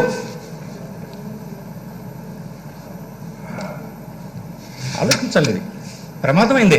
3 చట్టాలు, బ్రహ్మాండమైన చట్టాలు వెళ్తే 3 చట్టాలు మీకు వెనక్కి పంపించేశారు. మేధావులన్న పేరుతో వెనక్కి పంపించేశారు. మీరు చూడండి, ఎలక్ట్రోల్ వెళ్తారు. అప్పుడే చెప్పి రీజన్స్ అగెన్స్ట్ లెజిస్లేటివ్ ఎవరు ఎలాంటి వాళ్ళకి ఉపయోగపడద్దు అంటే they can be used to park leaders who have not been able to win an election. ఇవన్నీ అప్పుడు వచ్చినాయి. ఇవన్నీ they can be used to delay progressive legislation. నిన్న 3 లెజిస్లేషన్స్ వెనక్కి వచ్చి ఏమిటి ఆ డెసిషన్స్ ఏంటి? అసలు చట్టం ఏంటండి? మన చట్టం 12 సెక్షన్లు, అది గట్టిగా 10 పేజీల చట్టం. అది ఏమిటి దాంట్లో ఈ మేధావులు కూర్చొని చర్చించడానికి? ఇప్పుడు ఏమన్నట్టు సజెషన్స్ మీరు చేయండి, చేయడానికి సార్ ఒకరోజు సరిపోదా? అందులో సజెషన్స్ అని చేస్తే మీ లోవర్ హౌస్ అంగీకరిస్తుంది కదా. అల్టిమేట్ ఇదైతే ఉంది కదా, ఈ సభకే ఉంది కదా, నువ్వేమీ ఆపేలేవు కదా. దీని ద్వారా రాష్ట్ర ప్రజానీకానికి చెప్తున్నాం, ప్రజల చేత ఎన్నుకోబడినటువంటి ప్రభుత్వం తీసుకున్న నిర్ణయాన్ని ఆ హౌస్ ఏమి ఆపలేదు. కాకపోతే 3 నెలలు ఆలస్యం చేస్తాం, 4 నెలలు ఆలస్యం చేస్తాం మ్యాక్సిమం. కానీ 5 సంవత్సరాల్లో ఒక 4 నెలలు అనేది మంచి మంచి లెజిస్లేషన్స్ ముందుకు తీసుకెళ్ళాలన్న దాంట్లో 1 సంవత్సరం పోయే ప్రమాదం. అంచేత ఇలాంటి సందర్భాల్లోనే ఇలాంటి అప్పర్ హౌస్ తన బాధ్యతలను సరిగా నెరవేరుస్తుందా, కాకపోతే ప్రజాస్వామ్యాన్ని కూని చేసే పని వైపు వెళ్తుందా అన్నది ఒక డిబేట్ దారితీసింది నిన్న అంశం. ఈ కాన్స్టిట్యూంట్ అసెంబ్లీలో గొప్పవారు చెప్పారు ఇవన్నీ. ఇంకా కూడా they would strain state finances. మళ్ళంటే వాళ్ళకి కూడా అది అవసరం. ఇప్పుడు మన ఫైనాన్సెస్ కూడా పరిస్థితి కూడా ఇది ఆలోచించాల్సిందే. ఎన్జి రంగ గారు కాన్స్టిట్యూంట్ అసెంబ్లీలో దీని గురించి అప్పర్ హౌస్ ఉండాలా లేదా అన్నదాన్ని ఆలోచించినప్పుడు ఆయన ఏం చెప్పారంటే, I'm not in favour of second chamber అంటే మన దగ్గర not at all, second chamber not at all, upper house అవసరం లేదన్న అభిప్రాయాన్ని ఎన్జి రంగ గారు, మనందరూ అభిమానించినటువంటి ఎన్జి రంగ గారు, ఈ గడ్డ మీద పుట్టినటువంటి వ్యక్తే అన్నట్టు చెప్పడం జరిగింది. Number 1. Secondly, the council have prevented the passage of progressive legislation in due time. Therefore, we cannot be too careful to see that the second chamber are not loaded, especially which those people who are interested in status quo or who are interested in preventing any kind of progressive legislation of progressive administration being developed and established. అలాంటి ప్రమాదం ఉందని 70 సంవత్సరాల క్రితం చెప్పాడు. ఇప్పుడు వీళ్ళు చేస్తున్న పని ఏంటి? దీని ద్వారా గౌరవప్రదమైన కోర్టుల చుట్టూ తిరగడానికి కాగితం పట్టుకుని తిరుగుతుంది. నువ్వు ప్రజల తీర్పుని గౌరవించడం లేదు. తర్వాత నిన్నటి తెచ్చిన లెజిస్లేషన్స్ ఎన్ని యాంగిల్స్ లో స్టడీ చేసిన తర్వాత చేయడం అయింది. అది ఎన్ని రుజువు అయిపోయిన తర్వాత మామూలు కాదు కదా. అప్పుడే ఫైనాన్స్ మినిస్టర్ చెప్పారు 4 కమిటీలే కాదు, అనేకమైన విషయాలు రుజువైపోయిన తర్వాత వచ్చినటువంటి అంశం అది. సింగపూర్ పార్లమెంట్లో సహా అన్ని, సుప్రీంకోర్టు, కేంద్ర ప్రభుత్వం, రకరకాల డాక్యుమెంట్స్ ఇప్పుడు కేంద్ర రాష్ట్ర ప్రభుత్వం అన్ని దొరికిన తర్వాత చూపెట్టినటువంటి విషయం. ఇదొక సుడిగుండం ఇతను చేసిన పని అనేటువంటిది తెలిసిన తర్వాత తెచ్చిన రిజిస్ట్రేషన్ ని మళ్ళీ అదే కారకుడైనటువంటి వాడు ఆపడానికి ప్రయత్నం చేస్తుంటే ఇది నేను చెప్పిన మొదటి దీంట్లో భాగమే. ఇంకో స్టెప్, లాస్ట్ స్టెప్ అనమాట. ఇది కూడా నిరోధించడానికి ప్రయత్నం చేస్తున్నాడు. అతను అది విజయం అనుకుంటున్నాడు, కానీ ప్రజల్ని డిఫీట్ చేస్తున్నాడు. ప్రజల అభిప్రాయాన్ని డిఫీట్ చేస్తున్నాడు, ప్రజల నిర్ణయాన్ని డిఫీట్ చేస్తున్నట్టుగానే భావించాలి. అయితే ఈ నేపథ్యంలో అది భావించడమా, కాకపోతే ఇంకొక 5 సంవత్సరాలు ప్రజల తాలూగా వారి తాలూగా ఆకాంక్షలు నెరవేర్చడానికి ప్రభుత్వం పరిగెడుతున్నటువంటి పరుగుని నిరోధించేటువంటి ఇట్లాంటి వ్యక్తులు కుతంత్రాలు చేయడానికి అవకాశం ఉన్నటువంటి, స్కోప్ ఉన్నటువంటి పరిస్థితుల్ని మనం ఉదాసీనంగా చూసి ఊరుకోవడం అన్నది డెమోక్రసీలో మనలాంటి వాళ్ళందరూ మరొకసారి ఆలోచించాల్సినటువంటి సందర్భం వచ్చిందని నేను భావిస్తున్నాను. దానికోసం సపరేట్ సెషన్ పెట్టండి, మళ్ళీ డిస్కస్ చేద్దాం.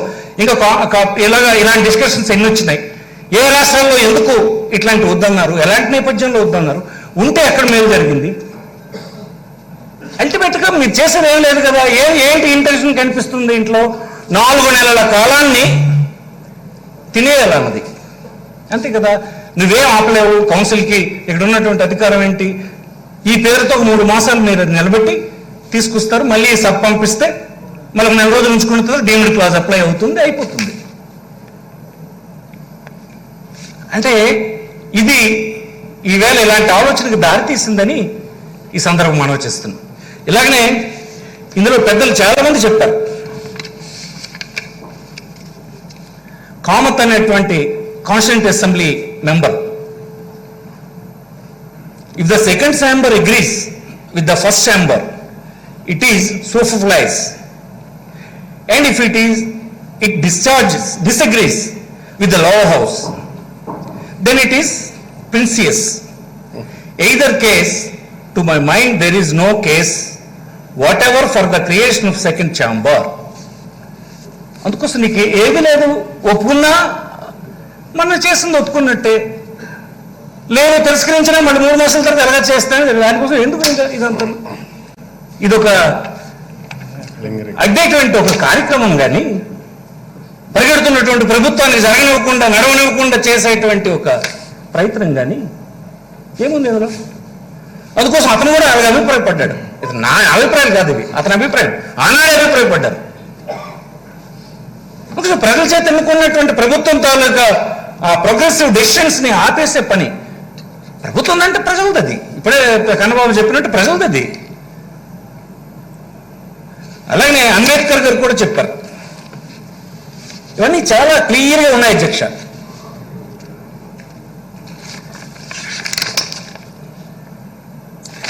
నా ఉద్దేశంలో దీనికోసమని ముఖ్యమంత్రి గారు ఈ సభ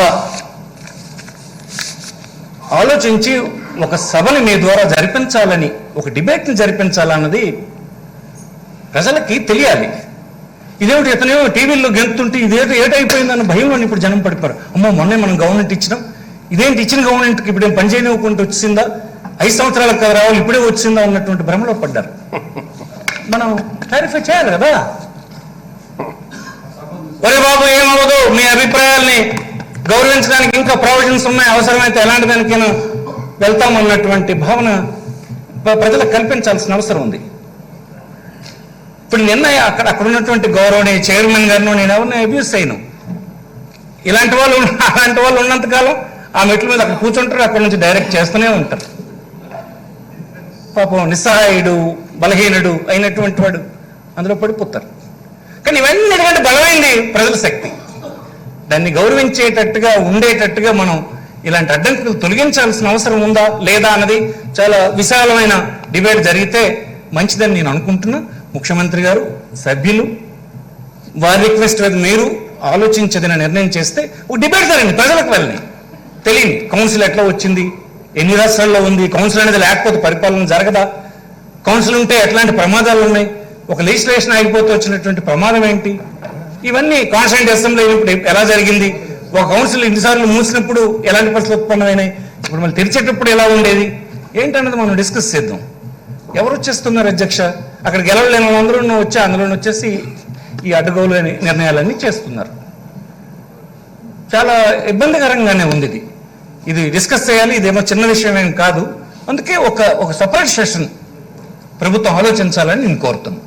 ఎందుకంటే ఈ సందర్భంలో ఎంతకంటే ఎక్కువ నేను, ఎందుకంటే కౌన్సిల్ లోపల నేను లేను, లేదు చైర్మన్తో నేను మాట్లాడలేదు, లోపల ఉన్నటువంటి మెంబర్స్తో మాట్లాడాను. ఆయన రూల్స్కి వ్యతిరేకంగా వ్యవహరించిన తీరు,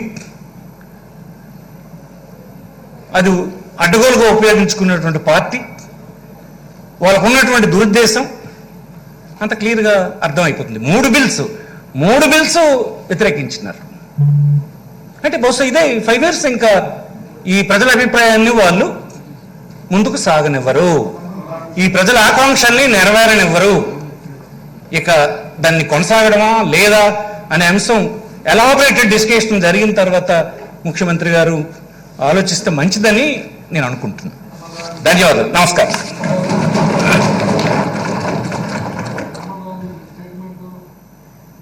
కొడాలి నాని గారు.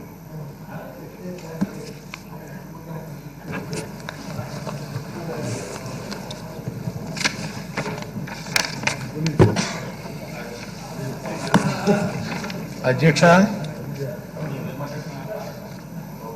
ఈరోజు అరచేతికి 5,000 ఉంటాయి అధ్యక్ష, అక్కడక్కడ 6,000 కూడా ఉంటుంది. దాని గురించి ఈ సభలో ఎంతసేపు డిస్కషన్ చేయాలో లేదా అన్నది కూడా మనం ఆలోచించుకోవాలి అధ్యక్ష. అధ్యక్ష, పెద్దల సభలో ఏం చేయాలి అధ్యక్ష? ఇక్కడి నుంచి బిల్లు వెళ్తే అక్కడ ఎవరైనా పెద్దలు ఉంటే దాని మీద సలహాలు సూచనలు చేసి ఇక్కడ ఉన్నటువంటి సభకి ఆ బిల్లుని ఆమోదించాలి అధ్యక్ష. ఎందుకంటే మన చేతిలో ఏమీ లేని దానికి మనం ఏం చేయలేము అధ్యక్ష. అవకాశం లేదు, లేకపోతే వాళ్ళు సపరేట్గా బిల్లు పెట్టి పాస్ చేసేటువంటి అవకాశం లేదు. ఇక్కడి నుంచి వెళ్ళిన వాటిని మేధావులు, అంటే ఇక్కడికి చట్టసభల్లోకి రాలేనటువంటి మేధావులు, ప్రజల్లో బలం లేకుండా వాళ్ళకి కొంతమంది మేధావులు ఉంటారు అధ్యక్ష. అది వాళ్ళకి ప్రజల్లో బలం ఉండదు కాబట్టి అటువంటి వాళ్ళని గుర్తించి ఆ సభల్లోకి తీసుకుంటే వాళ్ళు ప్రభుత్వానికి ఏమైనా సలహాలు సూచనలు చేసి ప్రజలకి మంచి జరుగుతుందని చెప్పి ఆ సభలు పెట్టుకోవడం జరిగింది అధ్యక్ష. అయితే పెద్దల సభ అంటే వాళ్ళు ఏమనుకుంటున్నారంటే ఒక 150 కేజీలు బరువు ఉంటే ఆయన పెద్ద అనుకుంటున్నారు ఆ సభలో.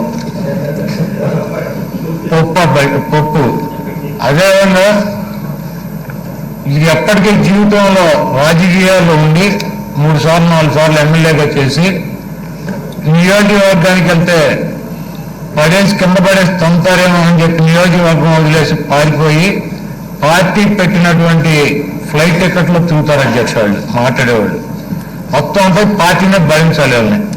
అటువంటి వాళ్ళు రాజ్యసభకు వచ్చి ప్రతిపక్ష నాయకుడిగా, మండలికి వచ్చి ప్రతిపక్ష నాయకుడిగా అక్కడ కూర్చొని మా అందరికీ సవాల్ ఇస్తూ ఉంటాడు అధ్యక్ష. ఆయన సూటు బూటు పైన చెక్కును మళ్ళీ ఎవరన్నా పనికి మన్నాడు అనుకుంటాడని చెప్పి ఆ గెటప్ చేశాడు. అంటే ఆయన స్పీకర్గా చేశాడు కాబట్టి అది కంటిన్యూ చేస్తున్నాడు అధ్యక్ష. ఆయన చెప్తాడు అధ్యక్ష, తప్పు జరిగింది.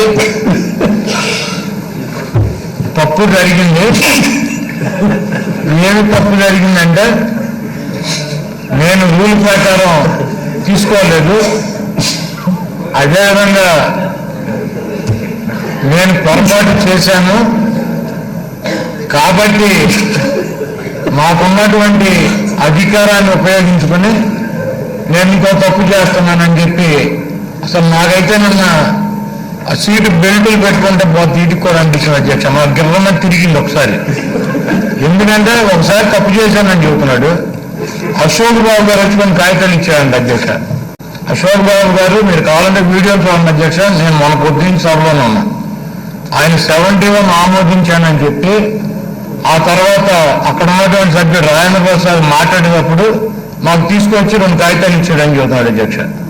అశోక్ బాబు వెనకాల కూర్చున్నాడు అధ్యక్ష. ఎందుకంటే నేను అతను మాట్లాడుతున్నాను మధ్య మధ్యలో.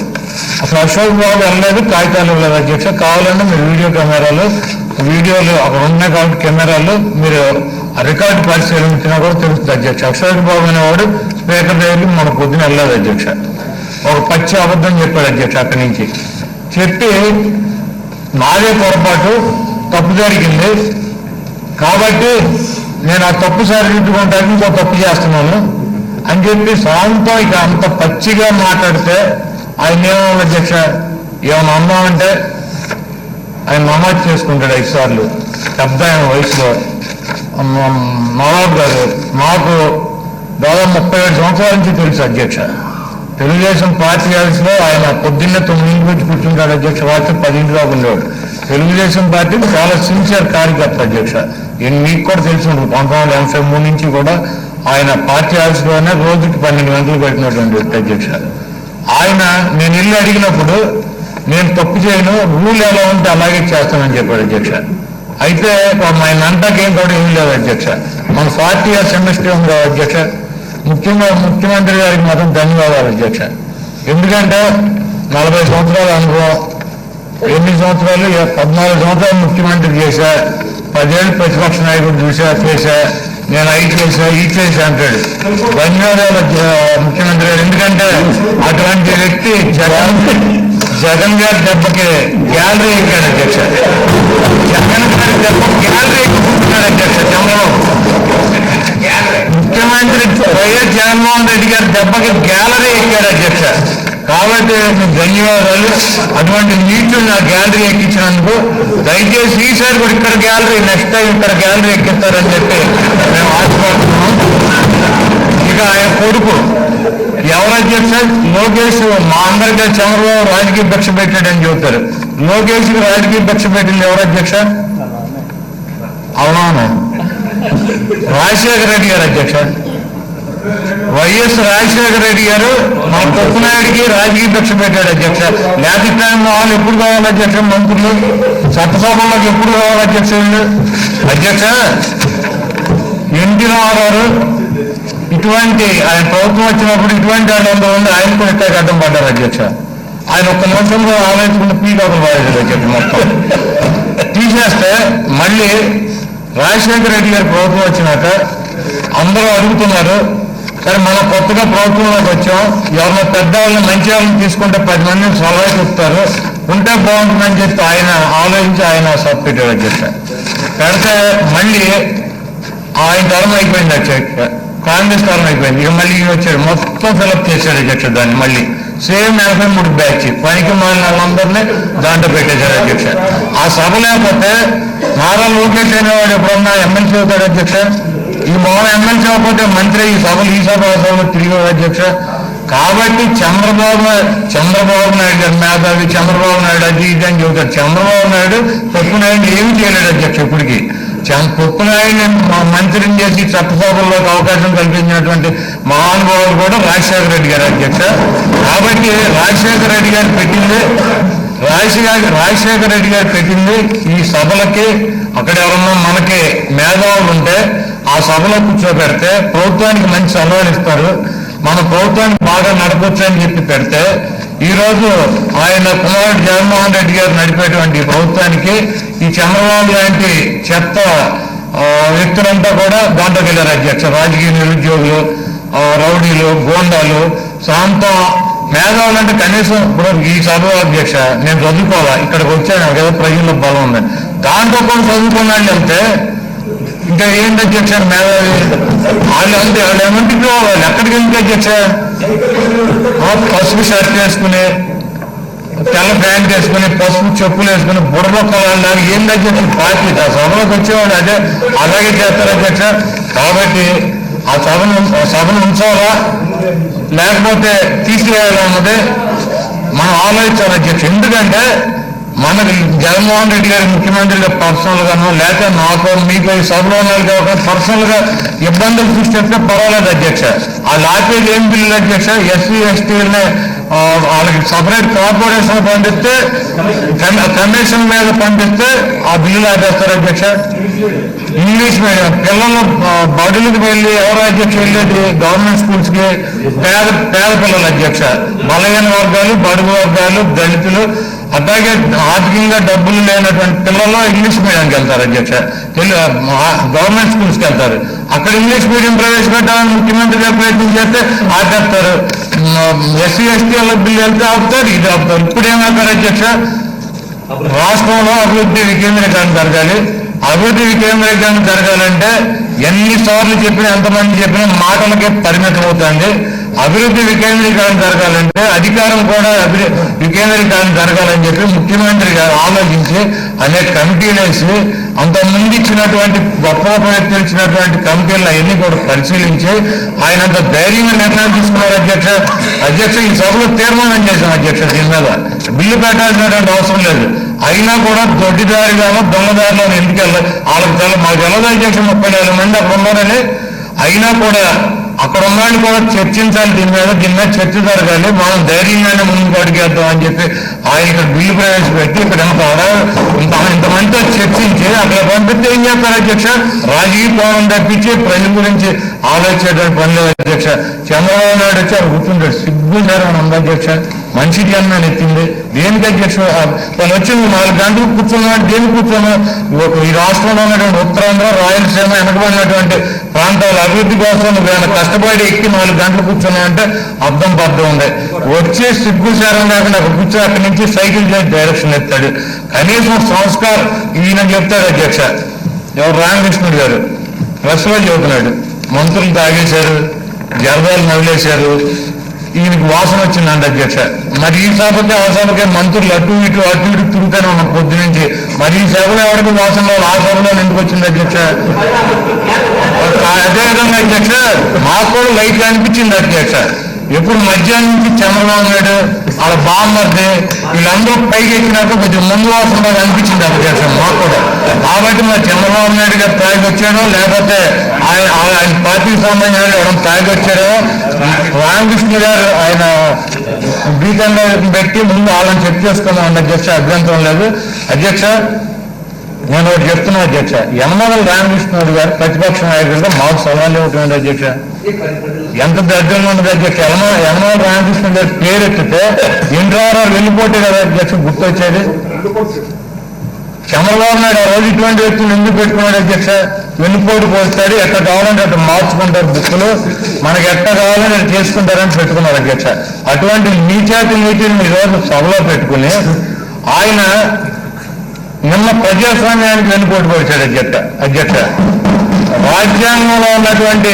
అంబేద్కర్ గారు రాసినటువంటి రాజ్యాంగానికి వెన్నుపోటు పొడిచాడు అధ్యక్ష చంద్రబాబు నాయుడు గారు ఆయన చెప్తాడు అధ్యక్ష నీతులు బయటికి వెళ్ళి ఇక్కడ నుంచి బయలుదేరేటప్పటికి మేము కూడా వెళ్తున్నాం అధ్యక్ష ట్రాఫిక్ అయిపోయి ఉంది ఈ మందరం గ్రామంలో ఏంటంటే చంద్రబాబు నాయుడు గారికి సన్మానం పూలు గెలిచింటున్నారు దేనికి అధ్యక్ష ఏం జరిగింది అధ్యక్ష ఒక స్పీకర్ గా మీకు లేకపోతే ఆయన డిప్యూటీ చైర్మన్ కి విచక్షణ అధికారాలు ఉంటాయి అధ్యక్ష ముఖ్యమంత్రి గారికి ఏం విచక్షణ అధికారులు ఉండవు ఈ రాష్ట్రంలో ముఖ్యమంత్రి గారికి సూపర్ పవర్ ఉన్నారు అధ్యక్ష ఎవడైనా వచ్చి కౌరు చేస్తే నిలబడి మాట్లాడాల్సిన అధ్యక్ష ఆయన తీర్మానాన్ని పెట్టుకున్నాం లేకపోతే ఒక్కో డిపార్ట్మెంట్ ని వైద్యకి తరలించాలంటేనో ఎవడన్నా ఆపగలిగిన ఈ శక్తి సామర్థ్యాలు ఉన్నారు అధ్యక్ష కాబట్టి ఒక 3 నెలలు దాన్ని కాలయాపన చేసి కోల్డ్ స్టోరేజ్లో పెట్టి ఒకవేళ కనుక వెళ్ళిపోయి 5 సంవత్సరాల్లో ఉత్తరాంధ్ర రాయలసీమ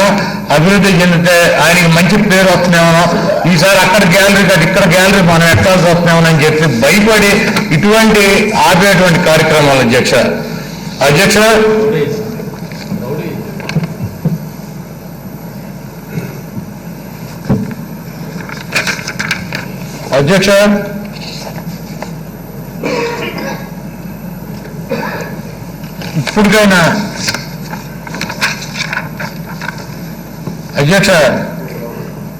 ఇప్పటికైనా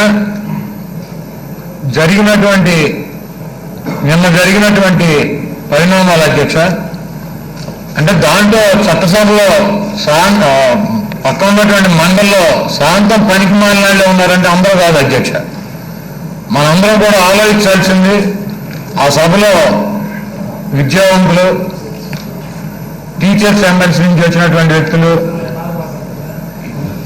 ఇండిపెండెంట్ గా ఉన్నటువంటి వ్యక్తులు పట్టభద్రులు బీజేపీ శాసనసభ్యులు కానివ్వండి బీజేపీ ఎమ్మెల్సీస్ కానీ పీడీఎఫ్ వాళ్ళు కానివ్వండి ఒక 15 మంది దాకా చాలా మంచిగానే ఉన్నారు అధ్యక్ష ఎందుకంటే నిన్న అక్కడ చైర్మన్ గారి దగ్గరికి వచ్చి పిలిస్తే సార్ మనకి ఈ బిల్లుని 1 నెల 2 నెలలు 3 నెలలు ఆపేటువంటి అవకాశం ఉంటుంది మీరు సెలెక్ట్ కమిటీకి పంపించినా మనం వెళ్ళి దాని మీద పెట్టినా కూడా ప్రభుత్వం మళ్ళీ అక్కడ ఆ సభలో పెట్టుకుని పాస్ చేసుకుంటుంది మనం ఎట్టి పరిస్థితుల్లోనూ ఆపలేము ఈ బిల్లుని కాబట్టి మన ఏమైనా సలహాలు సూచనలు ఉంటే అవి చేసి సభ పంపించేద్దాం వాళ్ళు ఏదో ఒకటి చేస్తారు అంతవరకే అనుకుంటాం కానీ అంత మించి ఉండదు దీన్ని అనవసరంగా అన్ని రాజకీయాల కోసం వాడుకునేటువంటి ప్రయత్నం వాళ్ళు చేస్తున్నారు తెలుగుదేశం సభ్యులు మీరు దానికి ఒప్పుకోవద్దు మీరు రూల్ ప్రకారం చేయమని చెప్పి అది చాలా స్పష్టంగా చెప్పారు అధ్యక్ష బయటకు వచ్చిన మీడియాలో కూడా ఇండిపెండెంట్లు కానీ ఆ 15 మంది సభ్యులు కూడా మేము ఇదే చెప్పాము చైర్మన్ తప్పు చేశాడని చెప్పారు అధ్యక్ష మరి సభలో ఉన్నటువంటి అందరూ కానీ ముఖ్యమంత్రి గారు కానీ మరి అటువంటి సభ్యులు ఉన్నారు మా బోటాళ్ళు ఉన్నారు, రెండు పక్కల ఉన్నారు కాబట్టి కొంతమంది తప్పు చేస్తే మిగిలిన వాళ్ళకి కూడా శిక్ష పడుతుంది కాబట్టి అది అన్ని దృష్టిలో పెట్టుకుని మరొకసారి ఈ సభని దీని మీద చర్చించి నిర్ణయం తీసుకోవాలని చెప్పి నేను ముఖ్యమంత్రి గారిని మిమ్మల్ని కోరుతూ సెలవు తీసుకున్నాను. మోపిదేవి వెంకటరమణ గారు.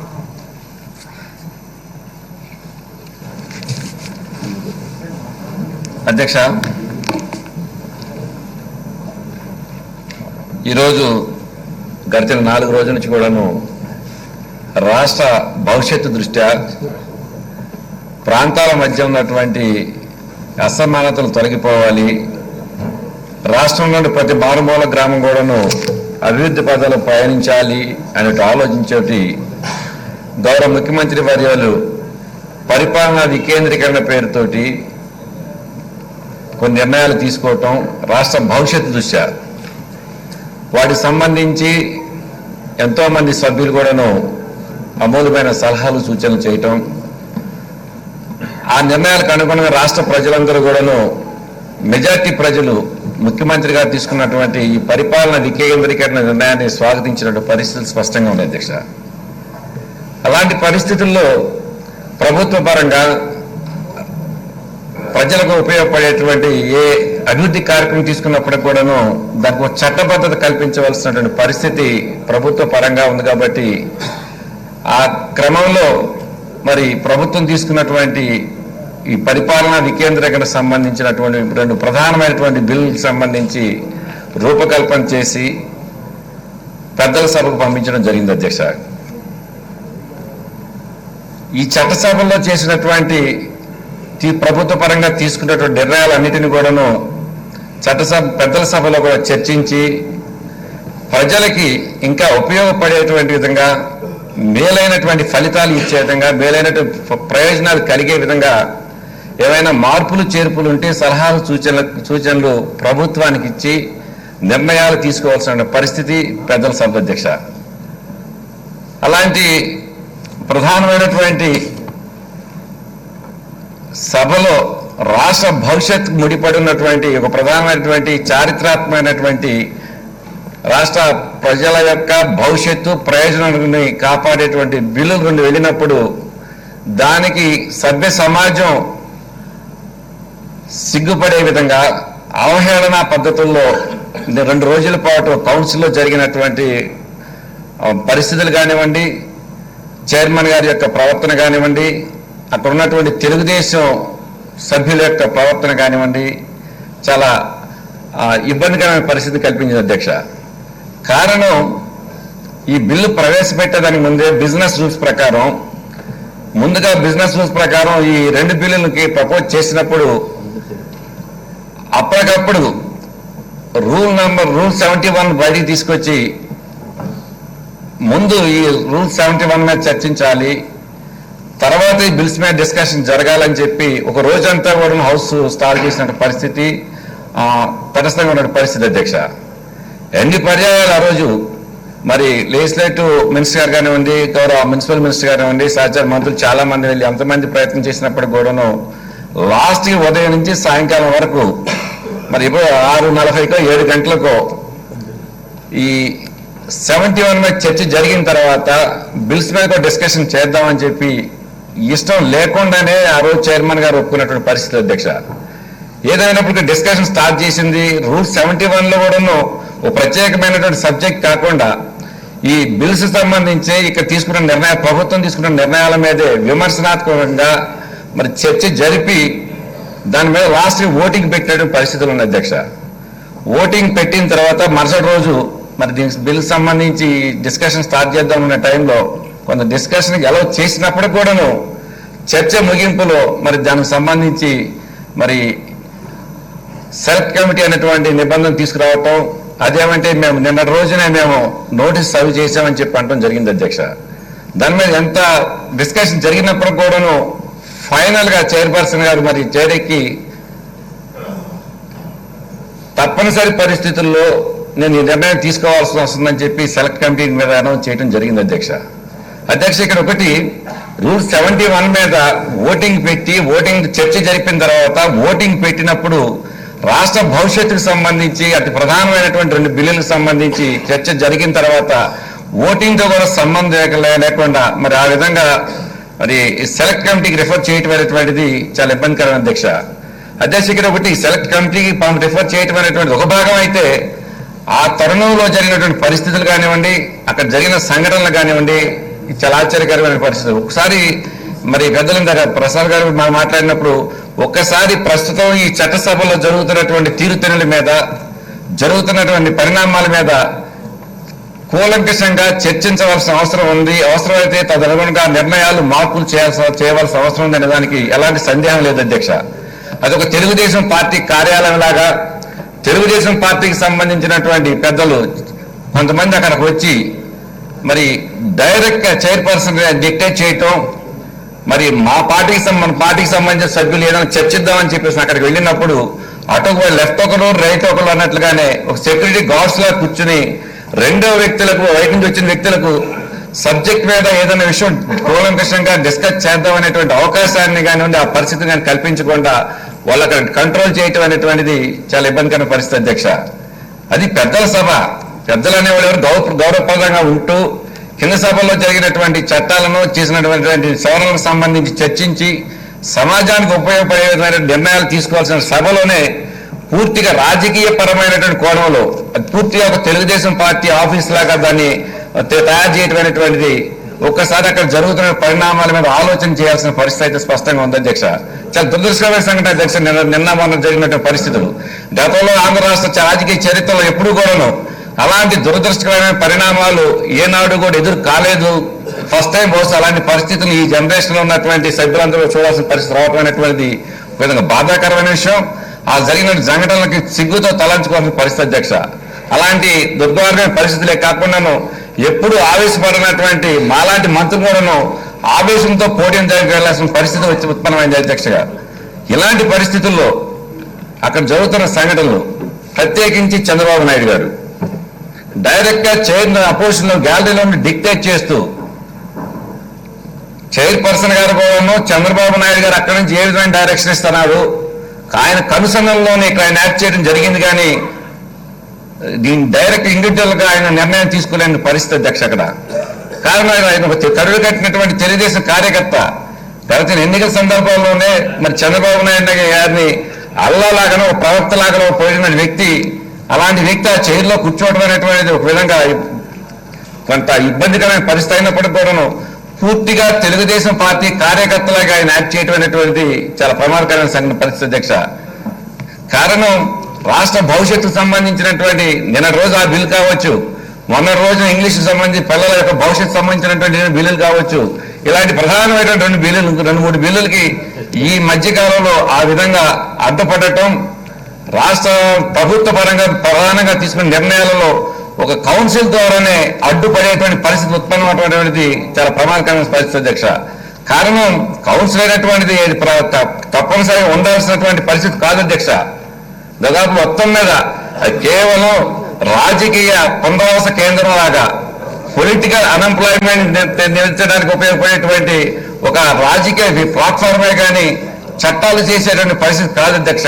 మనం చేసిన చట్టాలు, ఈ సభలో చేసిన చట్టాల మీద చర్చించి ఆమోద ముద్ర వేసేటటువంటి పరిస్థితే కానీ అక్కడ ఉన్నటువంటి పరిస్థితి వేరే కానే కాదు అధ్యక్ష.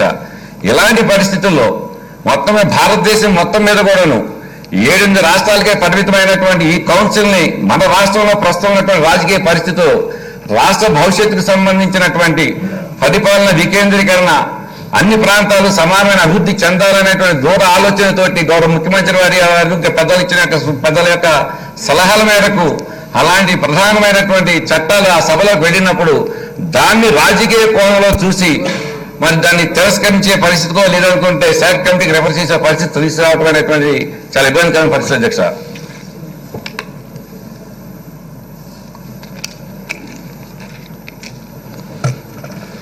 భవిష్యత్తులో కొన్ని సందర్భాల్లో చాలా ప్రాధాన్యత కలిగినటువంటి ప్రజా ఉపయోగపడేటువంటి రాష్ట్ర భవిష్యత్తుకు సంబంధించినటువంటి కొన్ని బిల్స్ కానివ్వండి, కొన్ని చట్టాలు కానివ్వండి చర్చించి అలాంటి సభకు వెళ్ళాల్సిన పరిస్థితి ఉత్పన్నం అవుతుంది అధ్యక్ష.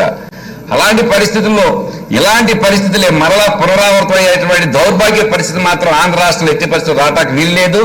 అలాంటి రాజకీయ పునరావాస శిబిరాలులాగా ఉన్నటువంటి ఆ కౌన్సిల్ ఉన్నా ఒకటే లేకపోయినా ఒకటే కాబట్టి ఈ పరిస్థితుల్లో ఆ వ్యవస్థ నడవాలా లేదా మన రాష్ట్రంలో అనేటువంటి దాని మీద గౌరవ ముఖ్యమంత్రి వర్యులు విశాలమైనటువంటి ఆలోచన చేసి ఆ కౌన్సిల్ కన్నా కూడా రాష్ట్ర భవిష్యత్తు యొక్క ప్రయోజనాలను అలాంటి కౌన్సిల్ ద్వారా బలంగా పెట్టాల్సిన పరిస్థితి మరలా పునరావృతం కాకుండా ఉండాలంటే ఇలాంటి సభల మీద పునరాలోచన చేయాలని చెప్పేసి కూడా ఈ సందర్భంగా కోరుకుంటూ, అది ప్రధానమైనటువంటి ఆ బిల్లులకు సంబంధించి నిన్న తాత్కాలికంగా ఏదో చంద్రబాబు నాయుడు గారు వారి మంది మాగాదులు కొద్ది రోజుల పాటు చిన్న డిస్టర్బెన్స్ క్రియేట్ చేస్తే చేయొచ్చాము, కానీ రాత్రి సంఘటన జరిగిన తర్వాత టీవీలలో కానివ్వండి, నిన్న ఇవాళ రోజు ఉదయం కూడా జరిగిన చర్చా వేదికల్లో కానివ్వండి, చంద్రబాబు నాయుడు గారు ఏదో విజయం సాధించాడనో లేకపోతే ఏదో పెద్ద ఘనకార్యం చేశాడని చెప్పేసి ఆ చర్చలు జరగటం ఒక పార్టు, అదేవిధంగా సభలో ఉన్నటువంటి మంత్రుల మీద కానివ్వండి లేదంటే శాసనసభ్యుల మీద కానివ్వండి చర్చా వేదికలు జరుగుతున్నప్పుడు ఆ లైవ్ ప్రోగ్రామ్స్ కానివ్వండి ప్రోగ్రామ్స్ కానీ ఇంకే జరుగుతున్న చర్చా వేదికలు సభ్యులను కించపరిచే విధంగా, అవమానపరిచే విధంగా మాట్లాడుతున్నటువంటి సంఘటనలు మాత్రం తప్పనిసరిగా కంట్రోల్ చేయాల్సిన పరిస్థితి అయితే తప్పనిసరిగా ఉంది అధ్యక్ష. కారణం ఏంటంటే ఇవాళ ఒక టీవీ ముందుకెళ్ళి ఒక మీడియా ఛానల్ ముందుకెళ్ళిపోయి మంత్రి గారినో ఒక మంత్రినో లేదా ఒక ఎమ్మెల్యేనో ఇష్టం వచ్చినట్టు నోట్తో మాట్లాడితే, ఇష్టం వచ్చినట్టు కించపరిచే విధంగా మాట్లాడితే అదేదో గొప్ప భావనలోకి తయారవుతున్నారు అధ్యక్ష చాలా మంది ఈ రోజు ఈ చర్చా వేదికల్లో పాల్గొనేటువంటి వాళ్ళు.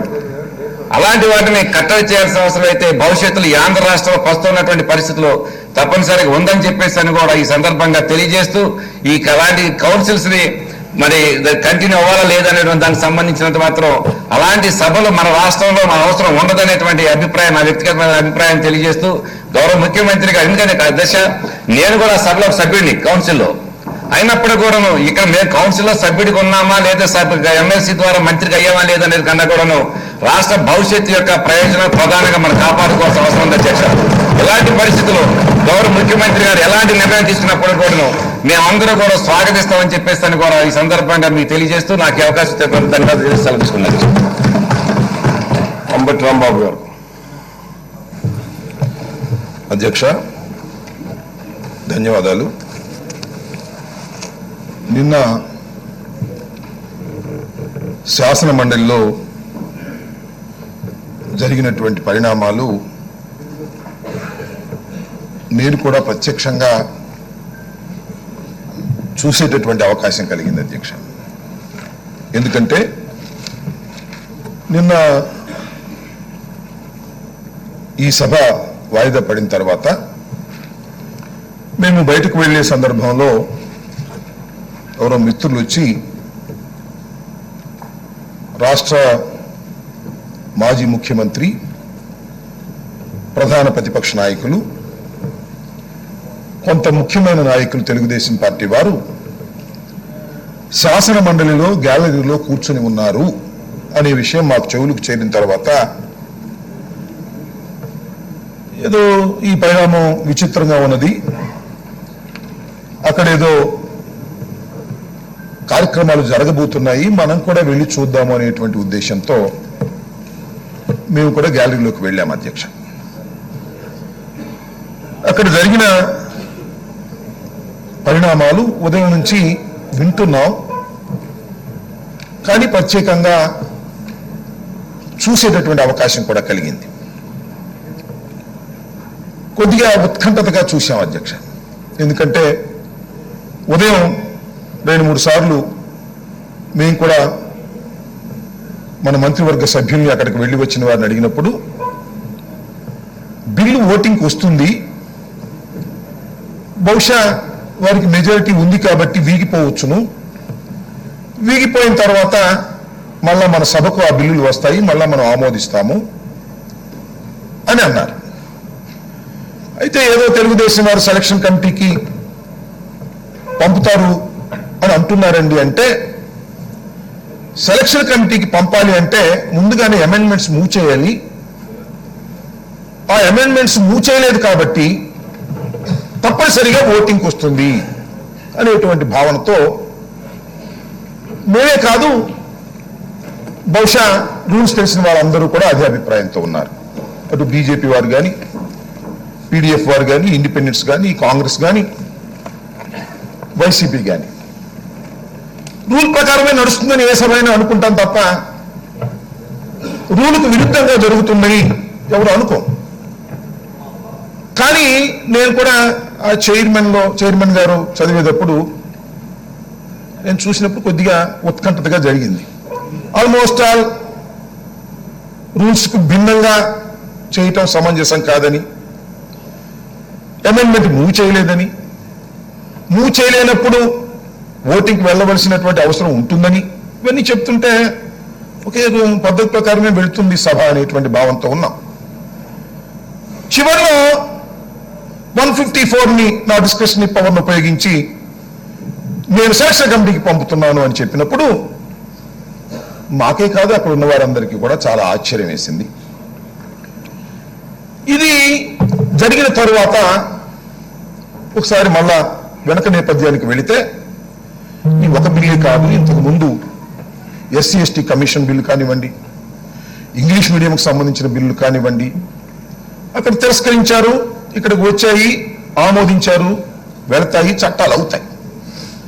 కానీ ఈ బిల్లు కూడా అలా జరిగితే ఇక్కడికి వస్తుంది, మళ్ళా తిరిగి పంపుతారు, చట్టాలు అవుతాయి. కానీ ఇది చట్టం ఇప్పుడప్పుడే కాకూడదు, దీన్ని నిరోధించాలి అనేటటువంటి ఒక కుట్రపూరితమైనటువంటి వాతావరణాన్ని వారు అవగాహన చేసుకొని దీన్ని సెలక్షన్ కమిటీకి పంపిస్తే 3 నెలల్లో 4 నెలల్లో, సెలెక్ట్ కమిటీకి పంపిస్తే 3 నెలల్లో 4 నెలల్లో డిలే అవుతుంది అనేటువంటి భావంతో డిలే టాక్టిక్స్ని, ఒక లిటిగెన్సీని క్రియేట్ చేయడానికి ప్రయత్నం చేసినటువంటిది మనకు చాలా స్పష్టంగా కనిపిస్తా ఉన్నది. అధ్యక్ష, ఇక్కడ చర్చనీయాంశము ప్రశ్న ఏమిటంటే, ప్రజాస్వామ్యంలో ప్రజల చేత ఎన్నుకోబడినటువంటి ఒక ప్రభుత్వం 151 మంది శాసనసభ్యులతో ఏర్పడినటువంటి ఒక నూతన ప్రభుత్వం అనేకమైన కీలక నిర్ణయాలు తీసుకొని చట్టాలు చేసి అమలు చేస్తున్నటువంటి తరుణంలో మరొక సభ, ఉభయ సభల్లో ఒక సభ వీటిని సపోర్ట్ చేయకపోయినా తన ప్రొసీజర్ తాను ఫాలో అవుతున్నప్పుడు మనం పెద్దగా ఆందోళన చెందవలసినటువంటి అవసరం లేదు.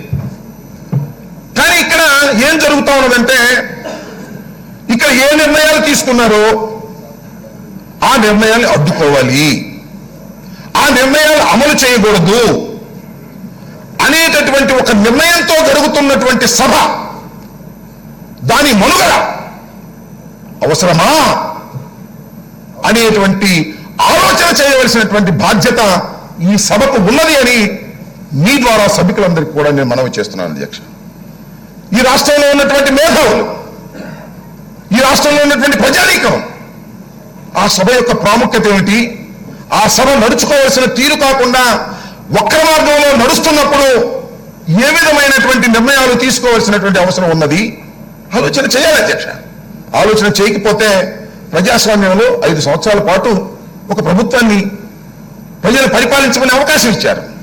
సరే, మరొక 5 సంవత్సరాలు తర్వాత ఎన్నిక కావటం కాకపోవటం అనే అంశాన్ని పక్కన పెడితే ఈ 5 సంవత్సరాలలో ఒక కీలకమైన నిర్ణయాలు తీసుకొని ఆ నిర్ణయాలు అమలు చేసి మళ్ళా తిరిగి ప్రజల చెంతకు వెళ్ళి మేము ఈ నిర్ణయాలు చేశాము, ఇంత మంచి కార్యక్రమాలు చేశాము, మాకు అవకాశం ఇవ్వండి అని అడిగేటటువంటి అర్హత పొందేందుకు అడ్డంకుగా సభ ఏర్పడినప్పుడు అన్యాయం ఉంటున్నాను. అధ్యక్ష, దీని మీద నిన్న జరిగినటువంటి తీరు చూసినప్పుడు చాలా బాధ కలుగుతుంది. అధ్యక్ష, నాకు చాలా మంది మిత్రులు చెప్పారు, చంద్రబాబు నాయుడు గారు ప్రధాన ప్రతిపక్ష నాయకులు వెళ్ళి గ్యాలరీలో కూర్చున్నారు. తప్పులేదు, కూర్చోవచ్చు, ఎవరైనా వెళ్ళి కూర్చోవచ్చు, మేము కూడా వెళ్ళి కూర్చోవచ్చు. కానీ అధ్యక్ష, మేము కూడా కూర్చున్నాం. అయితే ఈ రాష్ట్రాన్ని 3 సార్లు పరిపాలన చేసినటువంటి వ్యక్తి, దేశ రాజకీయాల్లోనే నేను చక్రం తిప్పాను, కేంద్ర ప్రభుత్వాన్ని కీలకమైన పాత్ర వహించే విధంగా చేశాను కొన్ని సందర్భాల్లో అని చెప్పబడుతున్నటువంటి వ్యక్తి అక్కడ కూర్చోవలసిన అవసరం ఏమొచ్చింది అధ్యక్ష? ఎందుకు కూర్చున్నారు అధ్యక్ష?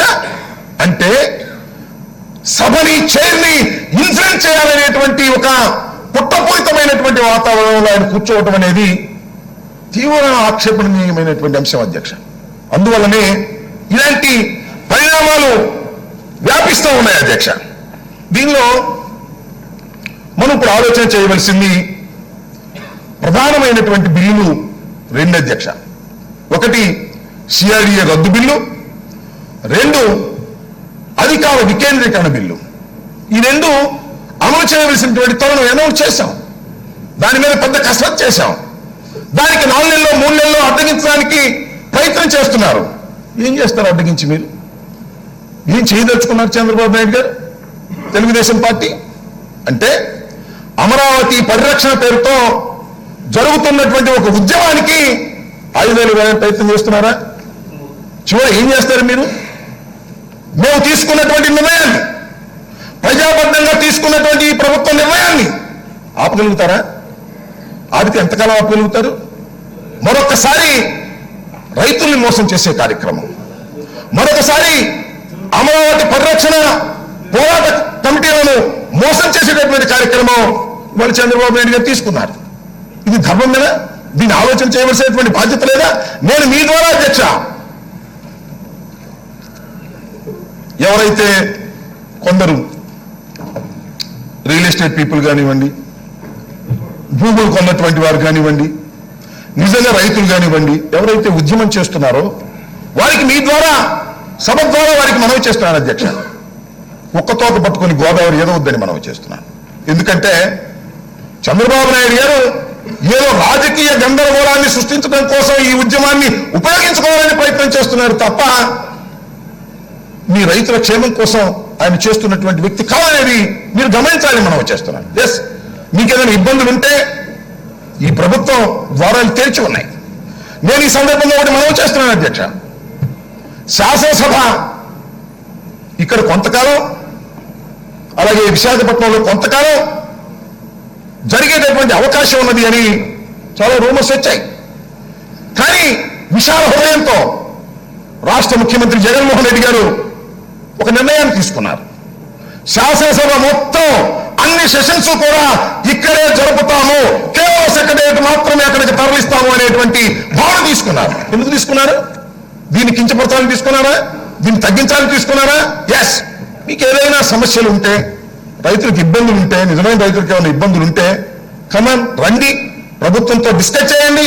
అంతే తప్ప ఒక సభను వినియోగించుకొని లిటిగెన్సీ క్రియేట్ చేసి రైతుల్ని, ప్రభుత్వాన్ని ఇబ్బంది పెట్టేటటువంటి కార్యక్రమం చంద్రబాబు నాయుడు గారు చేయటం చాలా దురదృష్టకరం అధ్యక్ష.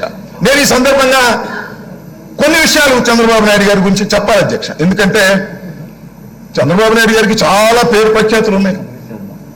ఆయన ప్రజానాయకుడికి ఏం పేరు ప్రఖ్యాతులు లేవు అధ్యక్ష. Is a manipulator. ఎక్కడొచ్చింది మ్యానిపులేటర్? వ్యవస్థల్ని మేనేజ్ చేయడంలో బహుశా భారతదేశంలో మన తెలుగువాడైన చంద్రబాబు నాయుడు గారు అంత గొప్పవాడు ఎవరు లేరు అధ్యక్ష. ఈ వ్యవస్థనే కాదు, ఏ వ్యవస్థనైనా సరే. ఇందాక చాలా మంది మిత్రులు చెప్పారు, న్యాయ వ్యవస్థ కానివ్వండి, ఢిల్లీలో వ్యవస్థ కానివ్వండి, శాసన వ్యవస్థలు కానివ్వండి, ఏ వ్యవస్థల్లోకైనా తమ సొంత మనసులను చొప్పించి ఆ వ్యవస్థల్ని మలినం చేసి ఆ వ్యవస్థల్ని అప్రజాస్వామికంగా ఉపయోగించుకొని శత్రువుల్ని దెబ్బతీసేటటువంటి, రాజకీయ శత్రువుల్ని దెబ్బతీసేటటువంటి కుట్రపూరితమైన మనస్తత్వం కలిగినటువంటి వ్యక్తి చంద్రబాబు నాయుడు గారు అధ్యక్ష.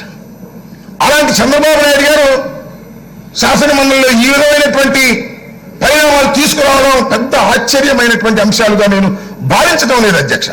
కానీ ఒక సభ తీసుకున్నటువంటి నిర్ణయాలను మరొక సభ అడ్డుకోవాలి అనేటువంటి ఒక దృక్పథాన్ని సరైనటువంటి దృక్పథం కాదు.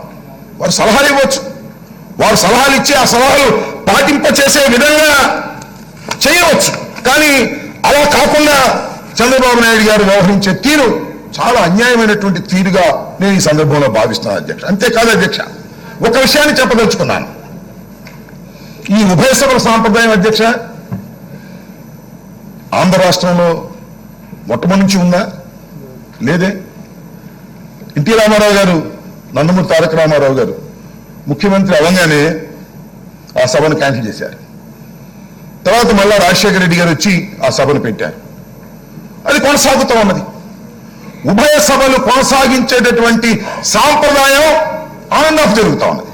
కొంతకాలం ఉంది, కొంతకాలం లేదు, మళ్ళా కొంతకాలం వచ్చింది. సభలుగా వ్యవహరించకపోయినప్పుడు, సభలు అభివృద్ధి నిరోధక శక్తులుగా ఏర్పడినప్పుడు ఆలోచన చేయవలసినటువంటి పరిస్థితి ప్రజలకు వస్తుంది, పాలకులకు వస్తుంది. కాబట్టి దీన్ని ఆలోచించవలసినటువంటి తరుణం ఆసన్నమైంది. దీని మీద ఆలోచన చేయాలని మనం చేస్తున్నాను. ప్రజలు కూడా దీన్ని ఆలోచించమని మనం చేస్తున్నాను. సవాలు చేస్తున్నారు కొంతమంది అంటే ఎవరో కాదు, అక్కడ ఉన్నటువంటి నాయకులు.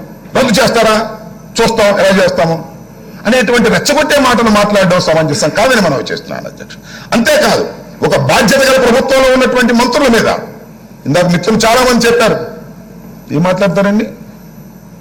అసభ్యంగా ఎందుకు మాట్లాడుతున్నారండి? ఒక బాధ్యత కలిగిన మంత్రులుగా చేశారు కదా మీరు, ఒక నాయకులుగా ఉన్నారు కదా మీరు. తాగొచ్చారను మరొకటను మంత్రుల్ని కించపరిచే విధంగా మాట్లాడుతున్నారంటే ఏ ధైర్యాన్ని చూసి మాట్లాడుతున్నారు మీరు ప్రజాస్వామ్యంలో? నిజంగా మంత్రులు తాగి వెళ్ళారా? ఏమిటి మాటలు అంటే? ఏదో ఒక విధంగా బురద చల్లేటటువంటి కార్యక్రమం, విషయాన్ని పక్కలో పట్టించే కార్యక్రమాన్ని చేస్తున్నారు పెద్ద సభలో ఉన్నటువంటి వారు. మీరు పెద్దలు ఎలా అవుతారు? చిన్నపిల్లల కన్నా ఘోరంగా వ్యవహరిస్తున్నారు. ఇది సరైనటువంటి విధానం కాదు. దీన్ని మార్చుకోవాల్సినటువంటి బాధ్యత మీ మీద ఉన్నది. మార్చుకోకుండా ఉంటామంటే మార్చే విధంగా మేము చేయడానికి కూడా సిద్ధంగా ఉంది ఈ సభ అనే విషయాన్ని దయచేసి గుర్తుపెట్టుకోవాల్సిందిగా మీ ద్వారా వారిని కోరుతున్నారు అధ్యక్ష. ఇది ధర్మమైనటువంటి విషయం కాదు. చాలా గందరగోళాన్ని సృష్టించేటటువంటి కార్యక్రమం చేస్తున్నారు. పంతాలకు పోతున్నారు, పట్టింపులకు పోతున్నారు. దీన్ని ఖండించవలసినటువంటి అవసరం ఉన్నది. అవసరమైతే సుదీర్ఘమైన చర్చ జరపవలసిన అవసరం ఉన్నది. అభివృద్ధి నిరోధక శక్తులుగా తయారయ్యేటటువంటి ఎవరిని కూడా ఈ ప్రభుత్వాలు సహించవలసినటువంటి అవసరం లేదని మనం చేస్తున్నాం అధ్యక్ష. ఒక కీలకమైన నిర్ణయాలు తీసుకునేటటువంటి ప్రభుత్వానికి అడ్డం పడేటటువంటి పరిస్థితుల్ని సరైనటువంటి విధానంగా భావించవలసిన అవసరం లేదని మీ ద్వారా ప్రపంచానికి, అదేవిధంగా సభానాయకులైనటువంటి జగన్మోహన్ రెడ్డి గారికి దీని మీద ఆలోచించవలసినటువంటి అవసరం ఉందని మీ ద్వారా తెలియపరుచుకుంటూ ధన్యవాదాలు తెలియజేస్తూ సెలవు తీసుకున్నాను అధ్యక్ష. అంజాద్ బాషా.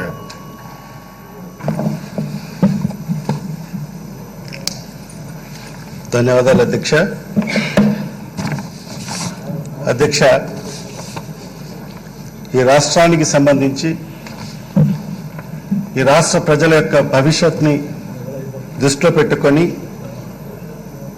మన ప్రియతమ ముఖ్యమంత్రి గారు ఏదైతే పరిపాలన వికేంద్రీకరించాలి, మరి అదేవిధంగా అభివృద్ధిని కూడా వికేంద్రీకరించాలి, మరి ప్రాంతాల మధ్య అసమానతలను తొలగించాలి అనే ఆలోచనలో భాగంగా, ఎందుకంటే గతంలో మనం చూశాం అధ్యక్ష, ఏదైతే ఉమ్మడి రాష్ట్రంగా ఉన్న అప్పుడు, ఏదైతే హైదరాబాద్ రాజధానిగా ఉన్నప్పుడు మనం అందరం కూడా మన రాజధాని అని చెప్పుకొని మరి ఒకే ప్రాంతాన్ని మనం అందరం కూడా అభివృద్ధి చేసుకున్న పరిస్థితులు అధ్యక్ష. మరి అలాంటి పరిస్థితుల్లో మరి ఆనాడు ఈ రాష్ట్రాన్ని విభజించి మనకు రాజధాని లేకోకుండా కట్టుబట్టలతో పంపించిన పరిస్థితులు కూడా మనం అందరం కూడా గమనించాం అధ్యక్ష. మరి అలాంటి పరిస్థితుల్లో మరి గౌరవ ముఖ్యమంత్రి గారు ఒక సాహసోపేతమైన నిర్ణయాన్ని తీసుకొని అన్ని ప్రాంతాలు కూడా అభివృద్ధి చేయాలి అనే ఆలోచనలో భాగంగానే ఈ బిల్లును తీసుకురావాలి అని ఒక ప్రత్యేకమైన సమావేశాన్ని కూడా ఏర్పాటు చేయడం జరిగింది అధ్యక్ష. మరి దాంట్లో భాగంగానే అధ్యక్ష, ఈ 2 బిల్స్కు సంబంధించి మరి పరిపాలన వికేంద్రీకరణ, మరి అభివృద్ధి వికేంద్రీకరణ, మరి సిఆర్డి చట్టం గురించి కూడా ఈ 2 బిల్స్ని కూడా మరి ఇదే శాసనసభలో మరి కులంకుషంగా మనం అందరం కూడా చర్చించుకోవడం జరిగింది అధ్యక్ష. మరి అందరూ కూడా చర్చించిన తర్వాత మరి అతిపెద్ద మ్యాండేట్తో ఆ బిల్ని మనము పాస్ చేసి మరి శాసన మండలికి మనం పంపించడం జరిగింది అధ్యక్ష. నిజంగా అధ్యక్ష, నిజంగా మన భారతదేశం చాలా గొప్ప దేశం అధ్యక్ష. మన భారత రాజ్యాంగం చాలా గొప్పది అధ్యక్ష. డాక్టర్ బిఆర్ అంబేద్కర్ గారు రచించిన రాజ్యాంగాన్ని అనుసరించే మనం అందరం కూడా ఈ దేశంలో ఆ రాజ్యాంగానికి లోబడే ప్రతి ఒక్కరు కూడా వివరించాల్సిన అవసరం కూడా ఎంతైనా ఉంది అధ్యక్ష. మరి దాంట్లో భాగంగానే అధ్యక్ష, ఈ రాజ్యాంగానికి లోబడే ఈ చట్టసభలు ఉంటాయి అధ్యక్ష. ఈ చట్టసభల యొక్క ఉద్దేశం ఏమంటే అధ్యక్ష, ప్రజల మనోభావాలను దృష్టిలో పెట్టుకొని మరి ఆ ప్రాంతాల మనోభావాలను దృష్టిలో పెట్టుకొని చట్టాలు చేయాల్సిన అవసరం కూడా ఈ చట్టసభల పైన ఉంటుంది అధ్యక్ష.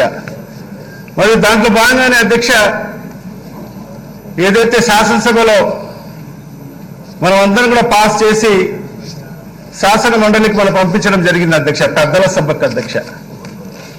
మరి శాసన మండలి అంటే నిజంగా అందరూ కూడా చెప్పుకుంటారు అధ్యక్ష, అది పెద్దల సభ అని చెప్పి. నిజంగా అది పెద్దల సభే అధ్యక్ష. ఎందుకంటే చాలా మంది పెద్దలు ఉంటారు అక్కడ, బాగా అనుభవజ్ఞులు ఉంటారు, మరి ఎన్నో రంగాల నుంచి వాళ్ళు రిప్రజెంట్ చేయడం జరుగుతుంది.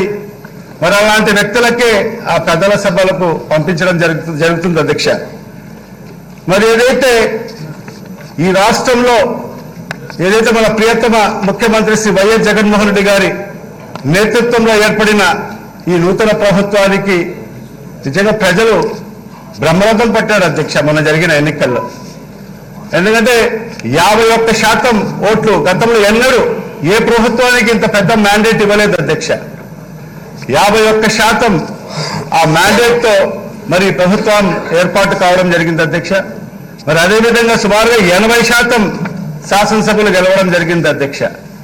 మరి ఇంత పెద్ద మ్యాండేట్తో మరి ప్రజల మనోభావాలను దృష్టిలో పెట్టుకొని అన్ని ప్రాంతాలు కూడా అభివృద్ధి చేయాలి, ఉత్తరాంధ్ర మరి వెనుకబడిన రాయలసీమ ప్రాంతాలు, ఈ రెండు ప్రాంతాలకు కూడా ఆ ప్రాంత ప్రజలకు కూడా సమన్వయం చేయాలి అనే ఆలోచనలో భాగంగానే ఏదైతే ఈ బిల్స్ తీసుకురావడం జరిగింది అధ్యక్ష.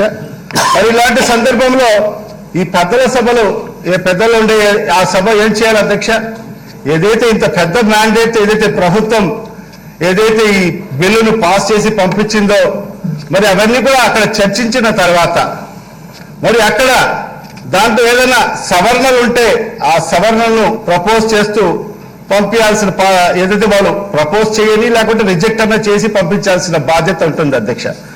మరి అదేవిధంగా అధ్యక్ష, ఈ శాసనసభ ప్రారంభానికి ముందే బీఎస్సీ మీటింగ్ కూడా నిర్వహించడం జరిగింది అధ్యక్ష. ఆ బీఎస్సీ మీటింగ్ లో కూడా ఈ శాసనసభ దేనికోసం ప్రత్యేకమైన శాసనసభ సమావేశాలు ఏర్పాటు చేశామనేది కూడా మరి ఆ రోజు తమరు చైర్మన్ గారు మరి గౌరవ ముఖ్యమంత్రి గారు ఆ బీఎస్సీ సభ్యులు ఉండే వాళ్ళందరూ కూడా చర్చించడం జరిగింది అధ్యక్ష. మరి అలాంటి సందర్భంలో మరి దీని ప్రాముఖ్యత గురించి, ఎందుకంటే బిజినెస్ రూల్స్ అధ్యక్ష, ఏ సభలో కూడా మొదటి ప్రాధాన్యత ఏంటంటే బిజినెస్ రూల్స్ ఉంటాయి. మరి ఆ బిజినెస్ రూల్స్ కూడా, ఎందుకంటే మేమందరం కూడా రిజిస్ట్రేషన్ గా మేము ఇక్కడ సభలో ఎంటర్ అవుతూనే మా ముందర బిజినెస్ రూల్స్ ఉంటాయి అధ్యక్ష. బిజినెస్ ఏం జరుగుతుంది ఈ రోజు అనేది పేపర్లు ప్రజెంట్ చేస్తారు అధ్యక్ష. ఆ పేపర్లు చూసుకొని మరి ఇవాళ ఈ సభలో ఈ రోజు ఇవన్నీ కూడా టేకప్ చేస్తారని కూడా మనమందరం కూడా ఊహించుకొని దాని ప్రకారంగానే బిజినెస్ అవర్స్ నడుస్తాయి అధ్యక్ష. మరి అదేవిధంగా శాసన మండలిలో కూడా బిజినెస్ అవర్స్ లో కూడా ఈ బిల్స్ కు సంబంధించి ప్రస్తావన వచ్చింది అధ్యక్ష. ఎందుకంటే ఆ శాసన మండలిలో కూడా మేము కూడా మంత్రులుగా ఆ శాసన మండలిలో కూడా మేము కూడా అక్కడే ఉన్నాం కాబట్టి అధ్యక్ష, మరి ఆ బిజినెస్ రూల్ ప్రకారంగా వెళ్ళకోకుండా మరి అదేవిధంగా ఒక కొత్తగా రూల్ 71 ని తీసుకురావడం జరిగింది అధ్యక్ష. మా రూల్ 71 తీసుకొచ్చి మరి ఆ రూల్ 71 ని ముందుగా ప్రస్తావనలోకి తీసుకురావాలి, మరి దాని చర్చ జరగాలి, దాని తర్వాత ఈ బిల్స్ గురించి ఆలోచిస్తాము అని మరి ఆనాటి శాసన మండలిలో ఉండే ఎల్ఓపి గారు చెప్పడం జరిగింది అధ్యక్ష. మరి మనమందరం కూడా మా శాసన మండలి సభ్యులు కానీ మేము మంత్రులందరూ కూడా మనం ఒకటే కోరాం అధ్యక్ష చైర్మన్ గారికి, ఖచ్చితంగా ఫస్ట్ గవర్నమెంట్ బిజినెస్ కు మీరు ప్రాధాన్యత ఇవ్వాల్సిన అవసరం ఎంతైనా ఉంది. మరి బిజినెస్ రూల్స్ లో కూడా మీరు మొదటిగా బిల్సే చెప్పడం జరిగింది. మరి అందరూ కూడా మనం పట్టుబట్టడం జరిగింది అధ్యక్ష. మరి ఆనాడు చూస్తే అధ్యక్ష చైర్మన్ గారు మరి ఎందుకంటే ఆయన ఒక పార్టీకి సంబంధించిన వ్యక్తి కాబట్టి అధ్యక్ష, నిజంగా అధ్యక్ష ఆ చైర్ అనేది నిజంగా ఒక గౌరవప్రదమైన చైర్ అధ్యక్ష. ఎందుకంటే ప్రతి ఒక్కరు కూడా ఏదో ఒక పార్టీ తరఫు నుంచి గెలిచి వస్తారు అధ్యక్ష. కానీ ఆ చైర్ లో కూర్చున్న తర్వాత అధ్యక్ష మరి అక్కడ పార్టీలు ఉండవు అధ్యక్ష. కేవలం ఏదైతే సభ్యులందరినీ కూడా సమానంగా చూడాల్సిన బాధ్యత ఆ చైర్ యొక్క లక్ష్యం అధ్యక్ష. నిజంగా ఈ హౌస్ లో చూస్తున్నాం అధ్యక్ష, మేము వచ్చినప్పటి నుంచి ఈ 7 నెలల కాలంగా మనం చూస్తున్నాం అధ్యక్ష. ఎప్పుడైతే మీరు ఆ చైర్ పైన కూర్చున్నప్పుడు కూడా అధ్యక్ష, మీరు అందరికీ కూడా సమాన అవకాశాలు ఇస్తున్నారు అధ్యక్ష. ప్రతిపక్షం కానీ పాలపక్షం అని తేడా లేకోకుండా ప్రతి ఒక్కరికి కూడా మీరు అవకాశాలు ఇస్తున్నారు అధ్యక్ష. ప్రతి ఒక్కరు కూడా చెప్పిన తర్వాత మీరందరూ కూడా మీరు ఖచ్చితంగా దాన్ని వింటున్నారు అధ్యక్ష. మరి అలాంటి పరిస్థితుల్లో అధ్యక్ష, ఆ చైర్ యొక్క గౌరవాన్ని కాపాడాల్సిన బాధ్యత కూడా ఆ చైర్ పైన కూర్చున్న ఏదైతే ఎవరు కూర్చుంటారో వాళ్ళ మీద ఖచ్చితంగా బాధ్యత కూడా ఉంటుంది అధ్యక్ష. ఆ దశలోనే అధ్యక్ష మేము దాన్ని పట్టుబట్టడం జరిగింది అధ్యక్ష. బిల్స్ మీద ముందు చర్చ జరగాలి అని కూడా.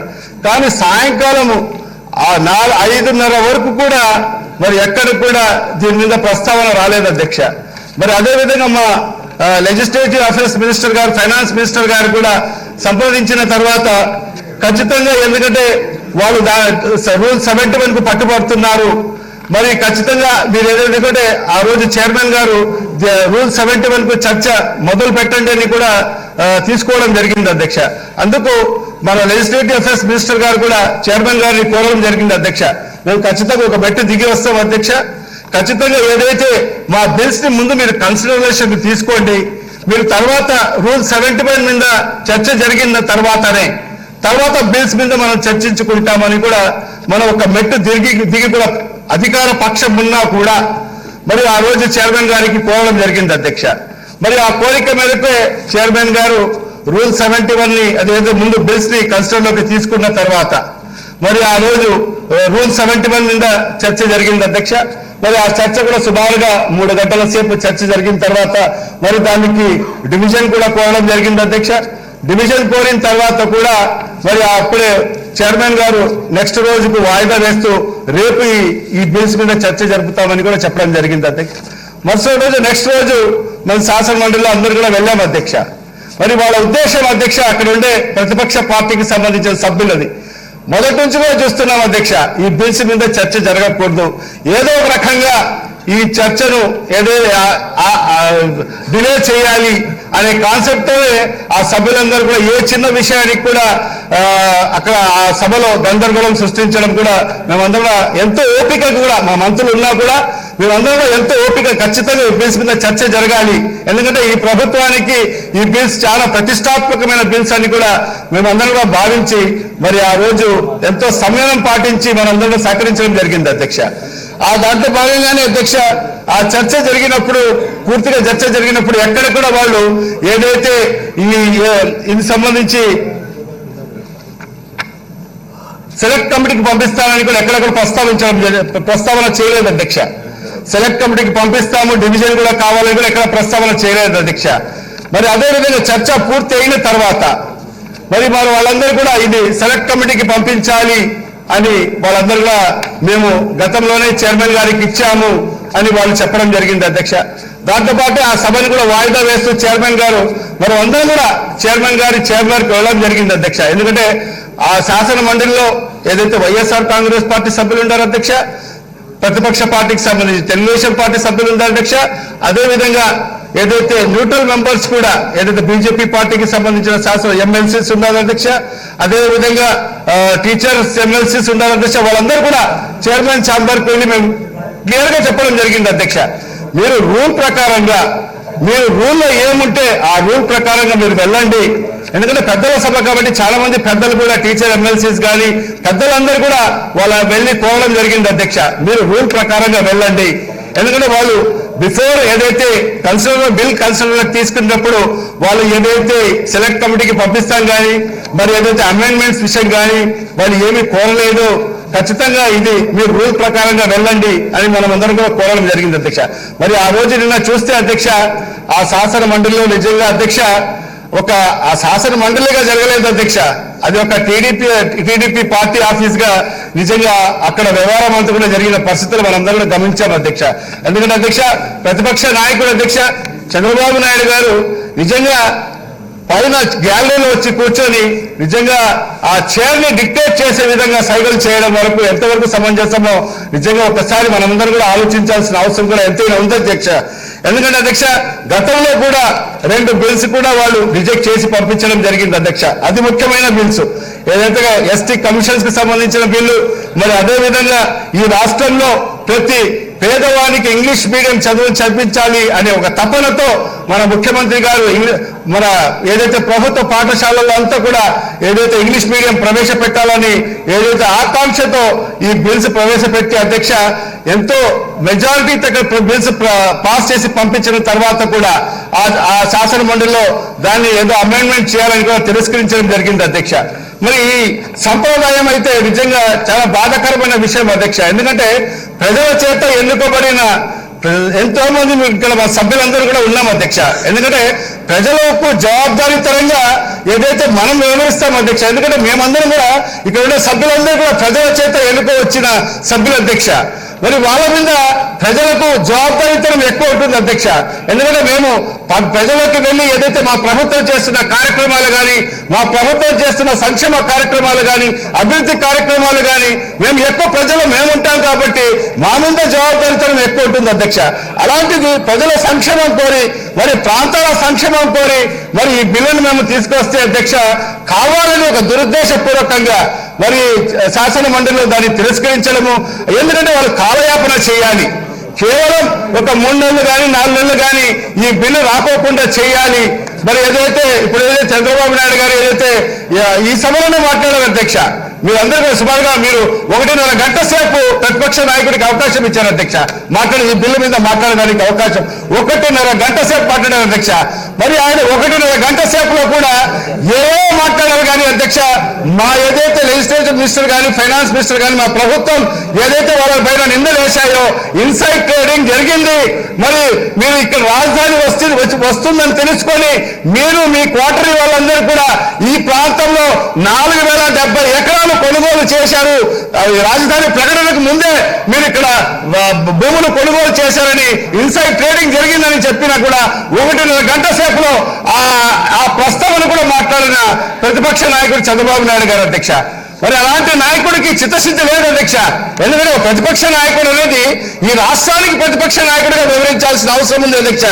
మరి అలాంటి పరిస్థితుల్లో అధ్యక్ష చంద్రబాబు నాయుడు గారు కేవలం ఈ ప్రాంత ప్రజల కోసం ఏదైతే ఇప్పుడు 29 గ్రామాలు అంటారు అధ్యక్ష, మా శాసనసభ్యులు అయితే కేవలం 3 గ్రామాలకు మాత్రమే పరిమితం అయ్యే పరిస్థితి దాపరించింది అధ్యక్ష.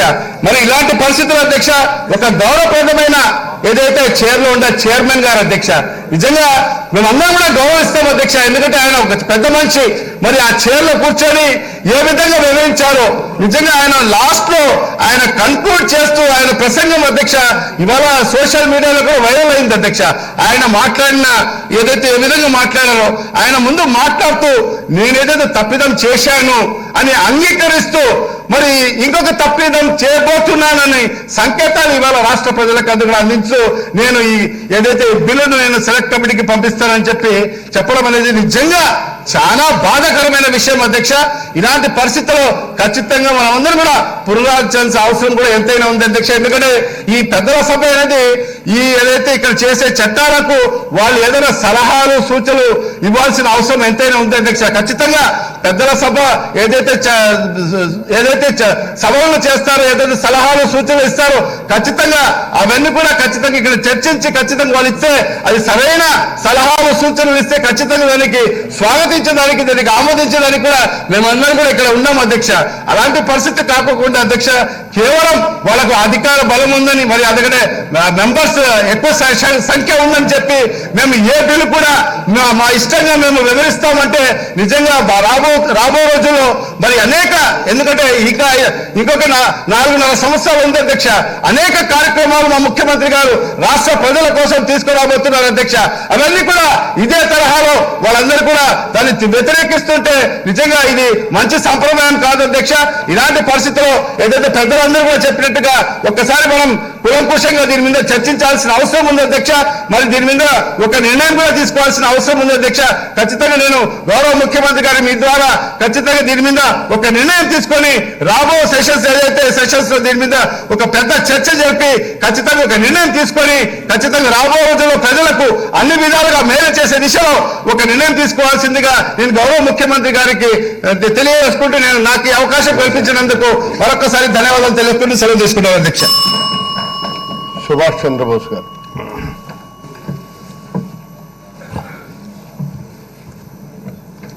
Adhyaksha, thank you very much for giving the opportunity to participate in the present discussion, Adhyaksha. ఈ చర్చలో పాల్గొనడం చాలా దురదృష్టంగా నేను భావిస్తున్నాను అధ్యక్ష. చట్టాలు చేసే సభల్లో సభాపతులుగా వ్యవహరించిన వారి యొక్క తీరును చర్చించే పరిస్థితి చాలా దురదృష్టకరం అధ్యక్ష. ఆ చట్టాలు సక్రమంగా అమలు చేయవలసిన బాధ్యత మొట్టమొదటి వ్యక్తి ఎవరంటే సభాధిపతి అధ్యక్ష. మీరు అవనివ్వండి, లేకపోతే కౌన్సిల్ చైర్మన్ గారు అవనివ్వండి. మరి ఆ చట్టాలను అతిక్రమించడానికి మీరే ప్రయత్నం చేస్తున్నప్పుడు ఎవరితో చెప్పుకోవాలి? అంటే సభాపతులుగా ఉన్నవారికి ప్రధానంగా వారి ఉద్దేశం ఏమిటంటే, ఇది అట్లా అంటున్నాను నేనేమనుకోండి అధ్యక్ష, మేము ఏ నిర్ణయాలు చేసినా ఏ కోర్టులోనూ ప్రశ్నించడానికి వీలు లేదు కాబట్టి యథేచ్ఛగా నిర్ణయాలు చేసే అధికారం మాకు ఉంది అని భావించడమే ఈరోజు ఈ రాష్ట్రానికి పట్టినటువంటి దుస్థితి అధ్యక్ష. అది చాలా తప్పు అని నేను భావిస్తూ ఉన్నాను అధ్యక్ష. ఇవాళ ఈ దుస్థితికి రావడానికి గల కారణం ఇవన్నీ మనం ఆలోచించవలసినటువంటి అవసరం ఉంది అధ్యక్ష. ఇంకా చట్టాలను మనకు ఉన్నటువంటి ఈ లెజిస్లేటివ్ ప్రొసీజర్స్ అనుసరిస్తున్నటువంటి చట్టాలను ఒకసారి రీరైట్ చేయవలసినటువంటి అవసరం కూడా ఉంది అధ్యక్ష. రాజ్యాంగ నిర్మాతలు ఆ రోజు ఆలోచన ఎందుకు చేశారంటే అధ్యక్ష, ఈ పెద్దల సభ పెట్టడానికి కారణం ప్రత్యక్షంగా ప్రజలతో ఎన్నికబడేవారు. మరి దీంట్లో విద్యావంతులు లేకపోవచ్చు, లేకపోతే ధనబలం ఉన్న వాళ్ళు ఎన్నిక అవ్వచ్చు, ఖండబలం ఉన్న వాళ్ళు ఎన్నిక కావచ్చు. వాళ్ళు ఇష్టం చట్టాలను చేస్తే సామాన్య ప్రజలకు ఇబ్బంది కలిగే పరిస్థితి రావచ్చు. దీన్ని ఒకసారి మనం వాళ్ళు ఒక మంచి సలహాలు సూచనలు ఇవ్వడానికి అప్పటికి సభ కాబట్టి దాన్ని పెద్దల సభ అన్నారు అధ్యక్ష.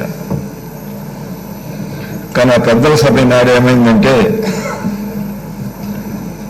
వారికి ఉండవలసినటువంటి విధులను కాకుండా రాజకీయాలను ఒక్క మార్గంలో పట్టించడానికి చేస్తున్న ప్రయత్నాలకి ఒక కేంద్ర బిందువుగా మారటం చాలా దురదృష్టకరమైన సంఘటనలుగా భావిస్తూ ఉన్నాను అధ్యక్ష.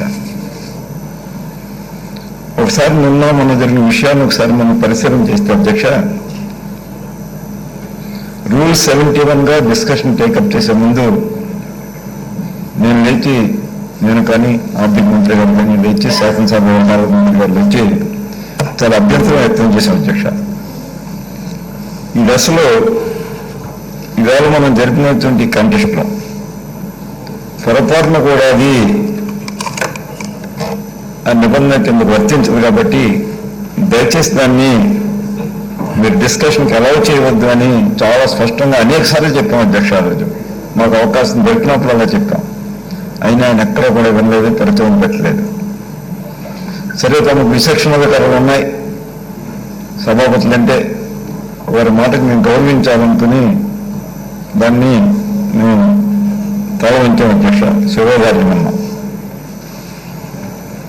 మరలా మేము డిస్కషన్కి వచ్చేటప్పుడు చాలా క్లారిటీగా చెప్పాం అధ్యక్ష గౌరవ చైర్మన్ గారికి. మా ముందునే కొందరు తెలుగుదేశం నాయకులు వచ్చి మీకున్నటువంటి అధికారాన్ని వినియోగించుకుని మరి దీన్ని సెలెక్ట్ కమిటీకి పంపించండి అని వారికి సలహా ఇచ్చారు అధ్యక్ష. అసలు మొట్టమొదటిగా పెద్దలకు ఉండవలసిన లక్షణం ఏంటంటే, విచక్షణాధికారాలని విచక్షణతో ఆలోచించే అధికారం స్వభావం మీకు ఉండాలి అధ్యక్ష. మొట్టమొదటిగా ముందు మీకు విచక్షణ ఉండాలి, తర్వాత విచక్షణ అధికారం వినియోగించాలి అధ్యక్ష. ఇక్కడ ఆ విచక్షణ లేకపోవటమే చాలా దురదృష్టకరమైనటువంటి సంఘటన అధ్యక్ష. లోపించింది, విచక్షణ లోపించింది సార్. విచక్షణ లోపించింది. అంటే డిస్క్రిషనరీ పవర్స్ ఉన్నాయన్నారు, వినియోగించుకోవాలని అంటున్నారు. ఇక్కడ వారు చెబుతూ నేను తప్పు చేశాను అని ఒక పక్క చెబుతూ ఉన్నారు. తప్పు చేసిన వాళ్ళకి ఇంకా అధికారులు ఎక్కడ ఉండే అధ్యక్ష? ఒక గ్రామంలో ఒక పెద్ద మనిషి తప్పు చేస్తే, ఆ తగ్గు చెప్పవలసిన పెద్ద మనిషి తప్పు చేస్తే అతనికి ఇంకా అధికారం ఎక్కడ ఉండేది మాట్లాడటానికి? ఓ పక్క తప్పు చేశాను అంటున్నారు, నాకు విచక్షణాధికారులు వినియోగిస్తున్నాను రెండో పక్క చెప్తూ ఉన్నారు. Both are contradictory. విచక్షణ తప్పు చేసిన వారు ఎవరికి కూడా విచక్షణ అధికారం ఉండదు అధ్యక్ష. అది తీసుకోవడమే తప్పు ప్రధానంగా. ఒకటి. రెండు, సరే మీరు విచక్షణాధికారం వినియోగిస్తారు, నేను ఒక్కటి అడుగుతున్నాను అధ్యక్ష. బ్యాంక్ ఏజెంట్లు ఉంటారు అధ్యక్ష, బ్యాంక్ ఆఫీసర్స్, వారికి కొన్ని విచక్షణాధికారులు ఉంటాయి. ఎవరికన్నా ఒక రుణం మంజూరు చేసేటప్పుడు విచక్షణాధికారులు ఉంటాయి. లేదా సక్రమంగా ప్రాంప్ట్ పేయర్స్ అనుకోండి, లేదా రెగ్యులర్గా అకౌంట్ని ఆపరేట్ చేసేవారు అనుకోండి, ఒక 5 లక్షలు 10 లక్షలు వారి తాహతను బట్టి వారికి అర్జెంట్ అవసరం అత్యవసరమైన ఇచ్చినప్పుడు బ్యాంక్ అధికారి వితౌట్ టేకింగ్ ఎనీ సెక్యూరిటీ అతను మంజూరు చేసే అధికారం బ్యాంక్ అధికారికి ఉంటుంది అధ్యక్ష. అదే డిస్క్రిషనరీ పవర్. ఆ డిస్క్రిషనరీ పవర్ వినియోగించుకుని ఎవరో బిచ్చగాడికి తీసుకొచ్చే 10 లక్షలు ఇవ్వలేడు కదా అధ్యక్ష, లేదా 1 లక్ష రూపాయలు ఇవ్వలేడు కదా. ఎవరో వారి అకౌంట్ని ప్రాపర్గా మెయింటైన్ చేసేవాళ్ళు, వారికి ఉన్నటువంటి రుణాన్ని ప్రాంప్ట్గా పే చేసేవాళ్ళు, వారికి ఎప్పుడైనా అదనంగా ఎప్పుడైనా రుణం కావాలంటే ఇచ్చే విచక్షణాధికారం ఉంటుందని చెప్తారు. అది తీసుకొచ్చి వేళ ఏ విధంగా భ్రష్టు పట్టించారో ఒకసారి ఆలోచించండి. ఆ విచక్షణ అధికారాన్ని నేను వారి సైన్యం అడిగాను అధ్యక్ష. ఇది ఈ విధమైనటువంటి డిస్క్రిషనరీ పవర్స్ని మీరు దుర్వినియోగం చేస్తే అటు బ్యాంక్ అధికారి ఒక బిచ్చగాడికి ఒక 10 లక్షల రూపాయలు రుణం మంజూరు చేస్తే విచక్షణాధికారం ఉందని ఎటువంటి తప్పు చేశారో మీరు కూడా అదే తప్పు చేసిన ప్రభుత్వం దయచేసి దాన్ని ఇక్కడ వినియోగించకండి అని చాలా స్పష్టంగా మరి గౌరవ లెజిస్లేటివ్ అఫైర్స్ మినిస్టర్ గారు మేము కలిసినప్పుడు చాలా స్పష్టంగా చెప్పాము అధ్యక్ష. అది కూడా ఆయన ఏమాత్రం కూడా ఖాతరు చేయలేదు అధ్యక్ష. అదేవిధంగా రూల్ 71 కూడా వినియోగించే ముందు అది కూడా చెప్పాను అధ్యక్ష. ఇది ఒక పాలసీని మీద డిస్కషన్ టేకప్ చేసే ముందు చేయడానికి వారు అనుమతి ఇచ్చేటప్పుడు అసలు పాలసీ ఎప్పుడు వస్తుంది, పాలసీ అంటే నిర్వచనం ఏంటి అనేది వారిని స్పష్టంగా చెప్పమని అడిగాం అధ్యక్ష. పాలసీ అంటే నిర్వచనం ఏంటి, ఆ క్లాజులో బిల్లుని మీరు పాలసీగా తీసుకుని దాన్ని మీద డిస్కషన్ పెట్టడం, దాన్ని మీరు అలౌ చేయడం కరెక్ట్ కాదు అని చెప్పినప్పుడు వారు లేదు అధ్యక్ష. ఒకసారి ప్రభుత్వం జీవో ఇష్యూ చేసినప్పుడు పాలసీలో ఆ జీవో మీద అది పాలసీ అంటే ఆ జీవో తర్వాత పాలసీ వస్తుంది అంతే తప్ప యాక్ట్ బిల్లు పాస్ చేయడంలో పాలసీ రాదు. అది కూడా వెళ్ళలేదు అధ్యక్ష.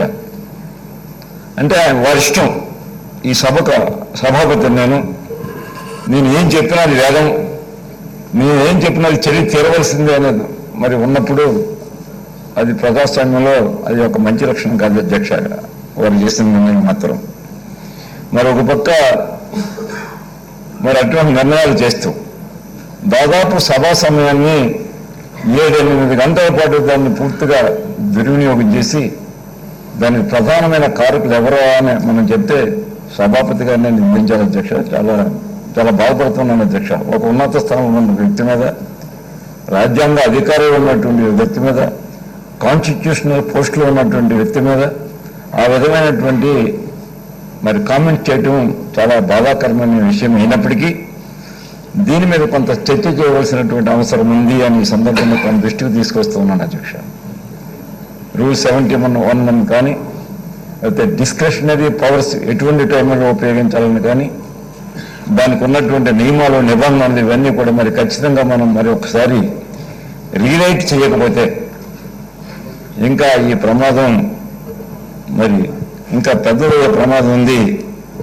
మరిన్ని అత్యవసర పరిస్థితుల్లో కూడా దీన్ని మొత్తం ఈ రూల్స్ బుక్ని తాత్కాలికంగా నిలుపుదల చేస్తూ ఉన్నానన్నా మాకు చెప్పుకోవడానికి ఇంకెవరో నాదుడు లేడు అధ్యక్ష. ఏం చేద్దంటే ఈ సభ ఉన్నతమైన సభ, ఈ సభ కానీ ఆ సభ కానీ దీంట్లో ఏ నిర్ణయాలు చేసినా చెప్పుకునే అధికారం ఎవరికి సామాన్య ఏ ఒక్కరికి లేదు. సామాన్య ప్రజలకే కానీ విద్యావంతులకే కానీ ఏ ఒక్కరికి లేదు. ఉన్నత ఉద్యోగులకి కానీ ఏ ఒక్కరికి లేదు. అందుచేత అటువంటి చేసినప్పుడు ప్రతి సున్నితమైన అంశం కూడా ప్రతి అంశం కూడా సున్నితంగా తీసుకొని దాన్ని అవసరమైతే రూల్స్ అన్ని కూడా రీఫ్రేమ్ చేయవలసినటువంటి అవసరం ఉంది. దానికి అవసరమైనటువంటి చర్యలు తీసుకోవాల్సిందిగా గౌరవ ముఖ్యమంత్రి గారికి కూడా ఈ సందర్భంగా నేను సలహా ఇస్తున్నాను అధ్యక్ష. మరి ఏ ఉద్దేశంతో ఈ పెద్ద సభ పెట్టారు, కౌన్సిల్ పెట్టారు, ఆ ఉద్దేశం నెరవేరినప్పుడు ఆ కౌన్సిల్లో సభ్యులు అయినప్పటికీ కూడా నేనే ప్రతిపాదిస్తున్నాను అధ్యక్ష, గౌరవ ముఖ్యమంత్రి గారికి ప్రతిపాదిస్తున్నాను, రద్దు చేయండి ఆ సభను అని. ఎందుకంటే సరైన సలహాలు మరి అసెంబ్లీకి పంపిన సభ, సరైన సూచనలు ప్రభుత్వానికి ఇవ్వన సభ, మరి నిష్ప్రయోజనం. అది రాజకీయాల కొరకు ఉపయోగించే సభ అయితే ఆ పెద్దల సభ నిష్ప్రయోజనం అధ్యక్ష. అటువంటి సభ ఉండేటికంటే మరి దాన్ని రద్దు చేయడమే ఉత్తమం అని చేత ఒకసారి గౌరవ ముఖ్యమంత్రి గారిని ఒకసారి ఆలోచన చేయవలసిందిగా ఈ సందర్భంగా నేను గౌరవ ముఖ్యమంత్రి గారి దృష్టికి తీసుకొస్తున్నాను అధ్యక్ష. ఇంకా ఉన్న అధ్యక్ష కొన్ని క్లాజులు. ఒకటి, ఇక్కడ ముఖ్యమంత్రి గారిని నేను విషయంలో అభినందిస్తున్నాను అధ్యక్ష. మొట్టమొదటి మేము ఒకరోజు ముందుగానే నేను పెద్ద ఉమ్మారెడ్డి వెంకటేశ్వర గారు కూర్చొని ఇది మనకి ఇక్కడ మెజార్టీ లేదు, ఈ బిల్లు ఆగిపోయే ప్రమాదం ఉంది, దీని మీద ఏం చేద్దాం అనేది దీని మీద ఎక్సర్సైజ్ చేసాం అధ్యక్ష. ఎక్సర్సైజ్ చేసిన తర్వాత ఒక అనుమానం వచ్చింది మాకు, దీన్ని సెలెక్ట్ కమిటీకి పంపిస్తారు బహుశా. ఈ బిల్లు సెలెక్ట్ కమిటీకి పంపించినప్పుడు మరలా 3 నెలల సమయం పట్టే ప్రమాదం ఉంది, బహుశా 4 నెలలు కూడా పట్టదు, ఇంకా ఎక్స్టెండ్ కూడా చేయొచ్చు ఉన్నప్పుడు ఒకసారి మనం ముందుగానే జాయింట్ సెలెక్టింగ్ కమిటీ వేసుకుంటే మనకు 2 సభల్లో కలిసి అవుట్ ఆఫ్ 12 8 మెంబర్స్ మన పార్టీ వారు ఉంటారు అనేది ఆర్థిక మంత్రి గారి ద్వారా గౌరవ ముఖ్యమంత్రి గారి దృష్టికి తీసుకెళ్ళాం అధ్యక్ష. ఆయన అంగీకరించలేదు అధ్యక్ష. మనం ఫెయిర్గా ఉందాం, ఫెయిర్ పాలిటిక్స్ చేద్దాం, క్రికెట్ పాలిటిక్స్ మనం చేయొద్దు. దిగుకు రాగలనేది కాబట్టి ప్రధానం మన దగ్గర క్రికెట్ పాలిటిక్స్ మనం చేయొద్దు, ఫెయిర్గా ఉందాం, పోతే పోనీ అక్కడ అనే మాట చెప్పారు అధ్యక్ష. అభినందిస్తూ ఉన్నాం అధ్యక్ష. ఈనాటి రాజకీయాలు కుతంత్రాలు మరి కుర్తిత పన్నాగాలు ఎక్కువ కొన్ని ఈనాటి రాజకీయాల్లో అంత ఫెయిర్ పాలిటిక్స్ చేయడానికి నిర్ణయం తీసుకున్నారంటే గౌరవ ముఖ్యమంత్రి గారిని మేము అభినందిస్తూ ఉన్నాం అధ్యక్ష. ఇంకా న్యాయం చనిపోలేదు మన దేశంలో, ఇంకా బ్రతికే ఉందని అనిపించింది అధ్యక్ష. నాకైతే ఎవరైనా రాజకీయాలు చేయాలనే ఆకాంక్ష కోరిక ఉన్న వాళ్ళు ఎవరైనా అయితే మరి panchayat election local body selection ముందు ఇక్కడ ఈ రకమైనటువంటి బిల్లు ప్రవేశపెట్టారు అధ్యక్ష. ఒక నెలలో మనం లోకల్ బాడీస్ ఎన్నికలు మనం ఎదుర్కోబోతూ ఉన్నాం. ఒక మాసంలో ఒక నెల సమయంలో మనం లోకల్ బాడీస్ ఎన్నికల్లో మనం వెళ్ళిపోతున్నప్పుడు మరి ఒక ప్రాంతంలో, ఒక గ్రామంలో, 10 గ్రామాలు, 20 గ్రామాలు వివాదాస్పదంలో ఎడ్యుకేషన్ చేసే పరిస్థితి ఉన్నప్పుడు ఇప్పుడప్పుడే ఎందుకు అది ఎన్నికలు చేద్దామని అంటారు అధ్యక్ష. ఎవరైనా సహజంగా రాజకీయాల్లో ఉన్న వాళ్ళు ఎవరైనా మరి నీతిజ్ఞతగా రాజకీయవేత్తగా మన ముఖ్యమంత్రి గారిని అభినందించవచ్చు అధ్యక్ష. రాజనీతిగా దేనికి కావాలంటే అధ్యక్ష, రాజకీయాల్లో ఉన్న వాళ్ళు ఎన్నికల్లో ఏ విధంగా గెలవాలి, లేకపోతే వచ్చే ఎన్నికల్లో ఏ విధంగా గెలవాలని ఆలోచన చేస్తూ ఉంటారు అధ్యక్ష. రాజనీతి ఉన్న వాళ్ళు ఏంటంటే వచ్చే తరం వాళ్ళు ఏ విధంగా బ్రతకాలి అనేది ఆలోచన చేస్తారు అధ్యక్ష. అది రాజనీతిజ్ఞుడికి రాజకీయవేత్తకు ఉన్నటువంటి తేడా. ఆ రాజనీతి ఉంది కాబట్టే జాయింట్ సెలక్షన్ కమిటీ మనకు వద్దు, ఫెయిల్గా ఉన్న రాజకీయాలు అనే మాట మాట్లాడారంటే ఒక రాజనీతిజ్ఞత గలమైనట్టి యువ రాజకీయ నాయకుడిగా నేనైతే అభినందిస్తాను చేస్తున్నాను. సభాపతులు చాలా విశేషణాధికారం ఉన్నాయి అధ్యక్ష, మీకు కాదని గారు. ఎవరినైనా జైలుకు కూడా పంపే అధికారం మీకు జరిగిన సభలో కూడా, ఈ సభలో కూడా జరిగిన అధ్యక్ష. రాష్ట్ర శాసనసభ చరిత్రలో జైలుకి పొందిన సభ సందర్భాన్ని కూడా మనం చూసాం. అయినప్పటికీ మరి అటువంటి విస్తృతమైన అధికారం ఉన్నప్పుడు, అటువంటి విశేషమైనటువంటి అధికారం మీకు ఉన్నప్పుడు ఒకసారి మన గురించి లోపల ఏమనుకుంటుంది, మన గురించి సమాజం ఏమనుకుంటుంది అని ఒకసారి మరి సున్నితంగా ఆలోచించాల్సిన బాధ్యత తమకు ఉంది అధ్యక్ష. అది లేకుండా మాకు విశేషాధికారాలు ఉన్నాయి కాబట్టి మా పార్టీ ఏం చెప్తే నేను చేయాలని అనుకుంటే మాత్రం ఆ చైర్లో కూర్చోవడానికి అనర్హుడు అధ్యక్ష. ఎవరైనా సరే మాత్రం ఆ చైర్లో కూర్చోవడానికి అనర్హుడు. ఆ చైర్లో ఒకసారి చెన్నారెడ్డి గారు ముఖ్యమంత్రిగా ఉండగా పి రామచంద్రారెడ్డి గారు స్పీకర్గా ఉండేవారు అధ్యక్ష. సిఎల్పి మీటింగ్ వచ్చారు అధ్యక్ష. ఆ రోజు మరి పెద్దలు చెప్పారు, మీరు సిఎల్పి మీటింగ్ రాకూడదు, రావద్దని, రేపు నుంచి ఈసారి వస్తే వచ్చారు కానీ ఇక్కడి నుంచి రావద్దని చెప్పారు అధ్యక్ష. అది నాయకత్వ లక్షణం ఉన్నటువంటి మరి నాయకులు అంటే, ఒక మంచి పార్టీ నాయకులు అంటే ఆ విధంగా ఉండాలి అధ్యక్ష. ఎవరిని ఏ విధంగా మనం వాడుకోవాలి, ఎవరిని ఏ విధంగా మనం వినియోగించుకోవాలి, ఎప్పుడు వినియోగించుకోవాలి, ఎక్కడ వినియోగించుకోవాలని విచక్షణ ఉండాలి అధ్యక్ష. ఆ విచక్షణ కలిగినటువంటి నాయకులు ఆ రోజు ఉన్నారు అధ్యక్ష. ఇవాళ ఆ విచక్షణ గల నాయకులు లేరు. లేకపోతే 14 సంవత్సరాలు ముఖ్యమంత్రిగా పనిచేసిన వ్యక్తి, మరి ఈ రాష్ట్రంలో రాజకీయాలను పరిపూర్ణంగా శాసించే నేను చెప్పుకునే వ్యక్తి, ఈ దేశ రాజకీయాలకే ఒక దిశ నిర్దేశించిన గల వ్యక్తిత్వం నేను అని చెప్పుకున్న వ్యక్తి. దాదాపుగా 40 సంవత్సరాల పాటు నేను ఇండస్ట్రీలో ఉన్నాను, నాకు విశేషమైన అనుభవం ఉందని చెప్పుకునేవారు. సైగ చేస్తేనే, కనీసం కబురు పంపితేనే అక్కడ చేసే వారి యొక్క ప్రతినిధి ఉన్నప్పుడు ఎదురుగుండా కూర్చొని, గ్యాలరీలో కూర్చొని వారు కనుసైగలతో మరి నడిపించేదంటే అంతకంటే దౌర్భాగ్యం, అంతకంటే నీతి, అంతకంటే అవినీతి మరొకటి లేదు. అంటే ఆయన చేయడం మనకు బాగుంది అధ్యక్ష. నేను చైర్మన్ గారు చెప్పాను అధ్యక్ష, అదే మీ స్థానంలో నేను ఉన్నట్టయితే నా నిర్ణయం రూల్ ప్రకారం ఏ నిర్ణయం అవుతా నిర్ణయం చెప్పి అక్కడి నుంచే మళ్ళీ రిజైన్ చేసి ఇంటికి వెళ్ళిపోతాము. మీకు ఆ రకమైనటువంటి అవకాశం వచ్చింది, తారాస్థాయికి వెళ్తాను, మీరు ఆ పని కానీ చేస్తుంటే అని అందరూ ఎదుర్కొన్నాను చెప్పాను అధ్యక్ష. వాళ్ళ ఆ తెలుగుదేశం పార్టీ సభ్యులే నువ్వు అదే చేస్తావు, మాకైతే ఆ ధైర్యం లేదు అని కూడా అన్నారు అధ్యక్ష. నేను చాలా ఖచ్చితంగా చెప్పాను అధ్యక్ష, నువ్వైతే చేస్తావో మేము చేయలేమన్నాను అధ్యక్ష. కానీ కొంచెం మరి ఇటువంటి విచక్షణతో మాత్రం ఉన్నత స్థాయిలో ఉన్నవాళ్ళు, ముఖ్యంగా కాన్స్టిట్యూషనల్ పోస్టుల్లో ఉన్నవాళ్ళు, వారు కొంచెం మనం చేసే నిర్ణయం వల్ల ఎటువంటి ఇబ్బందులు వస్తాయి, ఈ సమాజంలో ఎవరెవరికి మరి దానివల్ల మరి ఇబ్బందులు ఎదురవుతాయి అనేది వాళ్ళు కోణాల నుంచి ఆలోచించవలసిన పరిస్థితులు మరి ఎదురయ్యేటప్పుడు తప్పకుండా మాత్రం మరి అటువంటి నిర్ణయాలు మాత్రం తమకు కూడా నేను సలహా ఇస్తున్నాను అధ్యక్ష, కోరుతున్నాం. అటువంటి దుస్థితి ఎప్పుడైనా వచ్చినప్పుడు, ఆ పరిస్థితులు ఎప్పుడైనా వచ్చినప్పుడు ఖచ్చితంగా మాత్రం రాజ్యాంగానికి మాత్రం, విలువలకు మాత్రం ఎక్కడో కూడా రాజీ పడకుండా మరి రాజ్యాంగ విలువను కాపాడినప్పుడే ఈ దేశంలో ప్రజాస్వామ్యం కొనసాగుతుంది అధ్యక్ష. ఆ ప్రజాస్వామ్యాన్ని కొనసాగించవలసినటువంటి ప్రధాన బాధ్యత ఎవరైతే కాన్స్టిట్యూషనల్ పోస్టులు ఎవరైతే ఉన్నారో వారికి ప్రధానంగా ఉంటుంది అన్నమాట మరి తమకు నేను చెబుతూ, మరి గౌరవ ముఖ్యమంత్రి గారిని ఇటువంటి మరి అద్భుతమైన నిర్ణయాలు ధైర్యంగా చేస్తూ ఉన్నాయి. మరి ఎన్నికల ముందు ఏ ఒక్కరు కూడా ఇటువంటి సాహసోపేతమైన నిర్ణయాలు చేయరు అధ్యక్ష, వివాదాస్పదమైన నిర్ణయాలు చేయరు అధ్యక్ష. వారు ఒకటే ఆలోచన చేశారు అధ్యక్ష, ప్రజలను మోసగించిన వాళ్ళు అవుతాము. వారి ఆలోచన, గౌరవ ముఖ్యమంత్రి గారి ఆలోచన ఏంటంటే ప్రజలను మోసగించిన వాళ్ళు అవుతాం. మనం చేయగలిగేది ఎన్నికల ముందే చెబుతాం, ఎన్నికలు అయిన తర్వాత చెప్తే మరి ఒక విధంగా ప్రజలను మోసగించినట్టే. మనం ఆ పని చేయొద్దు అనే కార్యక్రమం వారు తీసుకున్నందుకు, అటువంటి స్వచ్ఛమైనటువంటి రాజకీయాలను నడపాలనే ఆకాంక్ష మరి ముఖ్యమంత్రి గారికి ఉన్నందుకు మేము చాలా అదృష్టవంతులం. వారి నాయకత్వం ఉన్నటువంటి పార్టీలో మేము ఉన్నామని భావిస్తూ నాకు ఈ అవకాశం ఇచ్చినందుకు ప్రత్యేకమైన ధన్యవాదాలు తెలియజేస్తూ సెలవు తీసుకున్నాను.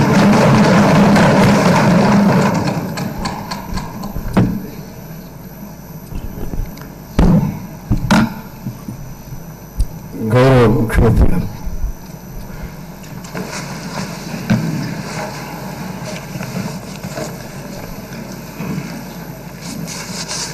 అధ్యక్ష, ఈరోజు కొన్ని అంశాలను సభ దృష్టికి తీసుకురావడంతో పాటు రాష్ట్ర ప్రజల దృష్టికి కూడా తీసుకువచ్చి మీ అందరి నిర్ణయాన్ని అడగదలుచుకున్నాను అధ్యక్ష. అధ్యక్ష,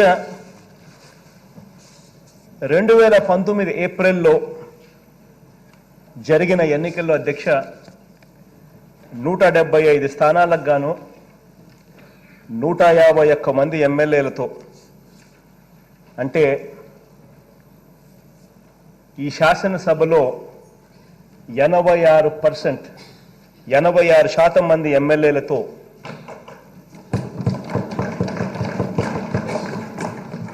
ప్రజల మాటే వేదంగా ఈ సభ ఏర్పడింది అధ్యక్ష. 175కు 151 అంటే 86 మార్కులతో, అంటే 86% అంటే 86% అంటే అధ్యక్ష ఇది ప్రజల సభ అధ్యక్ష. ప్రజలు ఆమోదించిన సభ అధ్యక్ష. ఇది అధ్యక్ష ఈ సభ చట్టాలు చేయడానికి ఏర్పాటైన సభ అధ్యక్ష. ప్రజల చేత, ప్రజల వల్ల, ప్రజల కోసం ఏర్పడ్డ సభ అధ్యక్ష ఇది. This house is by the people, of the people and for the people అధ్యక్ష.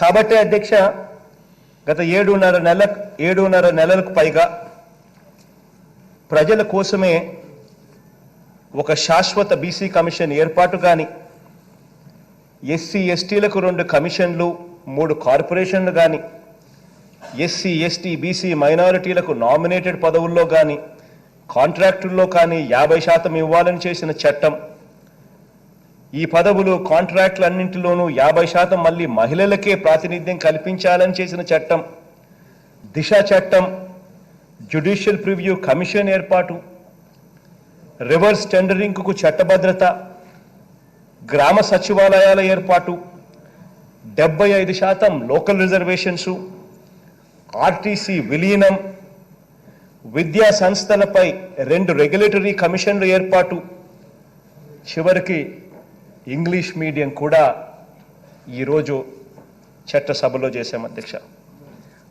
ఇలా భారతదేశ చరిత్రలోనే కని విని ఎరగని విధంగా ప్రజలు మాకిచ్చిన అధికారాన్ని ఈ సమాజంలో అత్యంత దిగువన ఉన్న వర్గాల కోసం మనసు పెట్టి, గుండె పెట్టి ఉపయోగించాం అధ్యక్ష.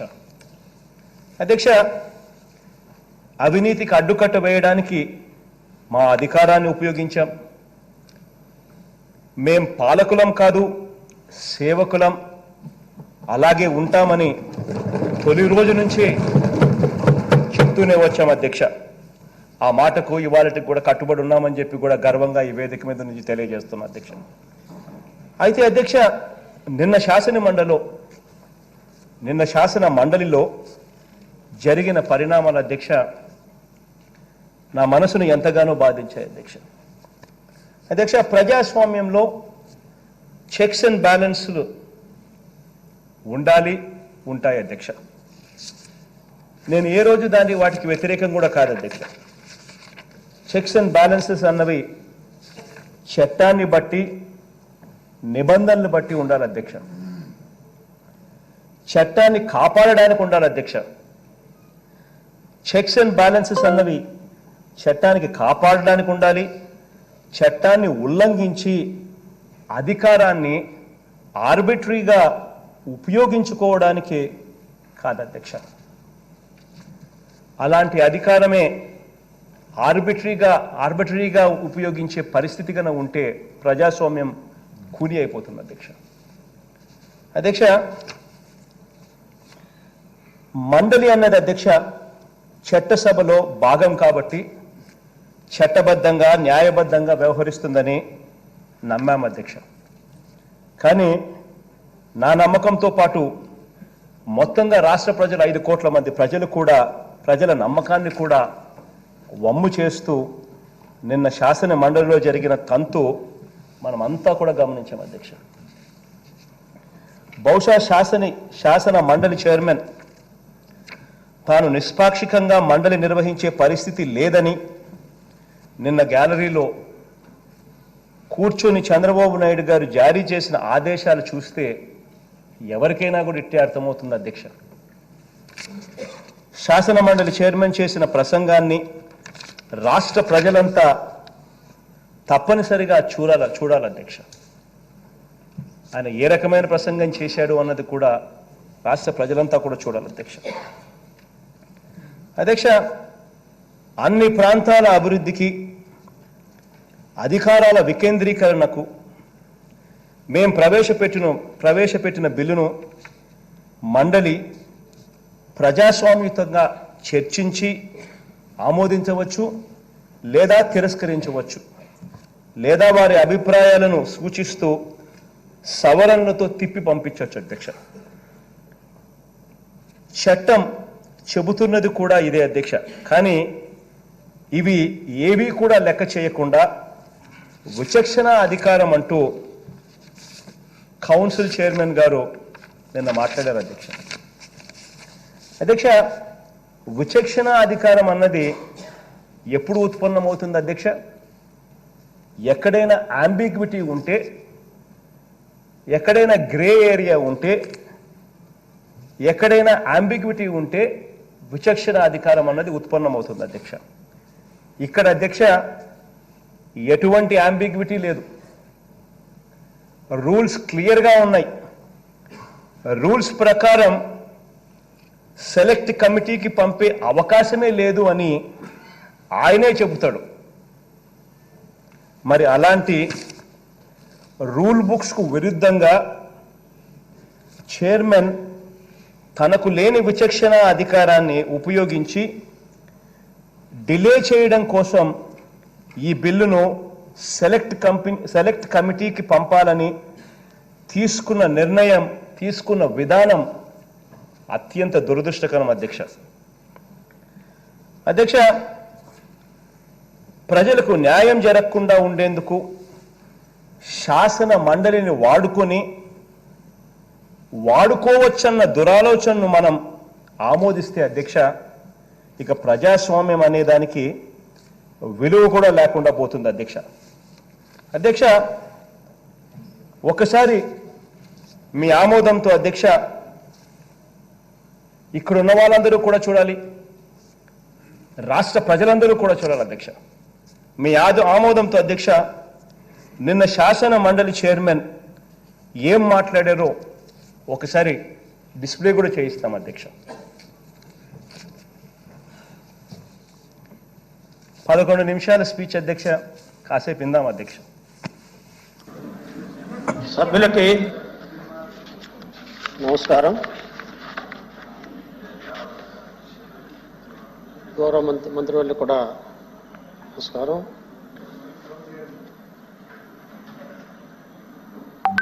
ఇప్పటికే చాలా కాలాతీతం అయింది.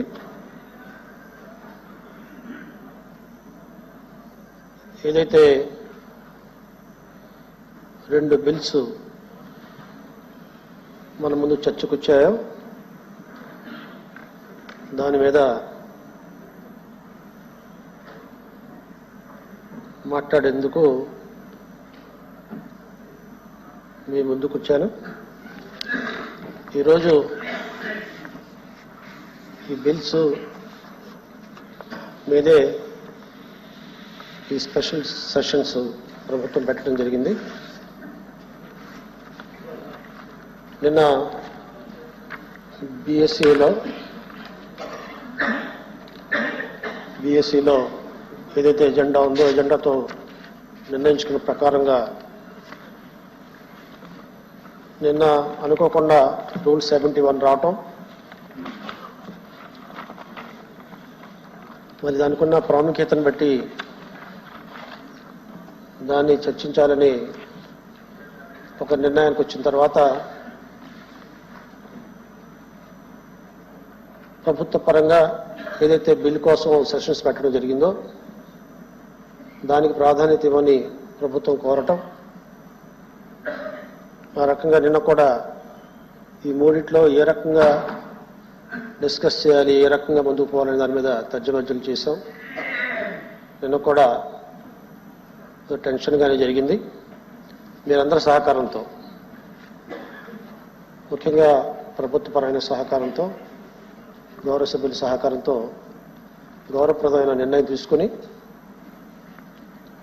ముందుగా 71 రూల్ 71 డిస్కస్ చేసుకున్నాం. ఆ తర్వాత ఏదైతే బిల్స్ ఉన్నాయో దాని కన్సిడరేషన్లో తీసుకోవడం జరిగింది. ఈరోజు బిల్స్ని కన్సిడరేషన్లో తీసుకునేటప్పుడు రూల్ 71 మీద మాట్లాడటానికి ఉపక్రమించినప్పుడు దీని మీద అమెండ్మెంట్స్ గురించి కానీ అదే రకంగా సెలెక్ట్ కమిటీ కోసం పంపించే వాటి మీద గురించి కానీ ఒక ప్రత్యేకమైన పరిస్థితుల్లో బిల్స్ ఎప్పుడైనా తీసుకుంటే కన్సిడరేషన్ తీసుకుంటే అది కంప్లీట్ అయ్యేంత వరకు బిల్స్ అంటే అప్రూవ్ అయ్యేంత వరకు నడుస్తుంటుంది. కానీ ఇక్కడ ప్రత్యేకంగా మనం కన్సిడరేషన్ తీసుకుని 71కు రావటం మూలంగా దానికి అమెండ్మెంట్ కోసం కానీ అదే రకంగా దానికి సంబంధించిన సెలెక్ట్ కమిటీ కోసం కానీ ఏదైతే లెటర్స్ ఇచ్చిన పార్టీ ఏదైతే ఉందో అది ఆలస్యంగా ఇవ్వటం, ఆ తర్వాత దాన్ని ఏ రకంగా అడాప్ట్ చేసుకోవాలనేది కూడా తెలియక లేకపోతే తెలుసో ఆ రూల్స్లో ఉండే విధానానికి కొంత అతిక్రమించటం, ఇక్కడ అమెండ్మెంట్ కోసం కానీ సెలెక్ట్ కమిటీ కోసం కానీ మేము ప్రతిపాదనలు ఇచ్చామనే ఆలోచనలో ఉంటాం. కానీ ఈ రికార్డులో రూల్ ప్రకారంగా రాకపోవటం, మరి ఈరోజు చర్చ జరిగిన తర్వాత రెండు బిల్ మీద చర్చ జరిగిన తర్వాత మరి ఎల్ఓపి గారు అమెండ్మెంట్ మీద కాకుండా ఏదైతే సెలెక్ట్ కమిటీ కోసం అడిగినప్పుడు ప్రభుత్వ పరంగా ఇది రూల్ ప్రకారంగా లేదు, ఇన్ టైంలో రాలేదు, ఆ రకంగా మోషన్ అడాప్ట్ కాలేదు అని టెక్నికల్గా ఏదైతే జరగాలో అది జరగలేదనే దాన్ని అభ్యంతరం తెలియజేయటం, అదే రకంగా దీన్ని ఏ రకంగా చేయాలి అనే ఆలోచన చేయటానికి 6 గంటల నుండి 2.5 గంటలు సుమారుగా పార్టీల వారిగా మాట్లాడాం. ఫ్లోర్ లీడర్స్తో కూడా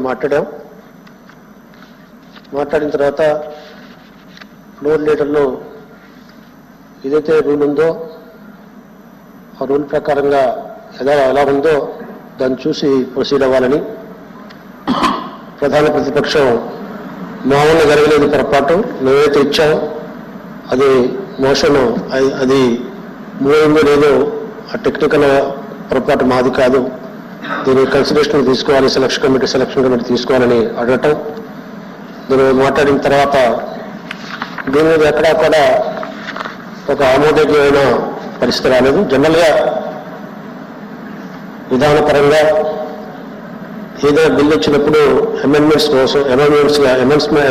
అయితే మరి బిల్ ప్రవేశపెట్టిన 12 గంటల లోపల ఇవ్వటం, అదే రకంగా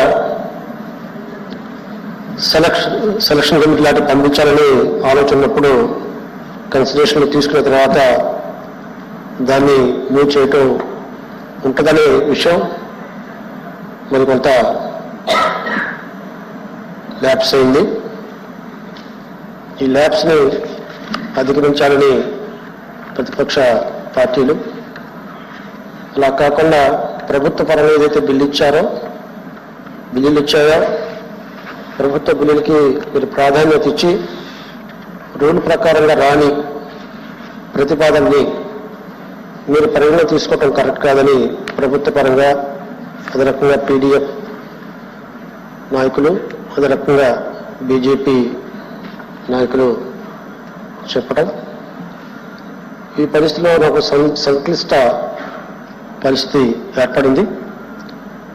ఒకవైపు మెజారిటీ సభ్యులున్న తెలుగుదేశం ప్రతిపక్షం, ఇంకోవైపు అధికార పక్షం, వామపక్షాలు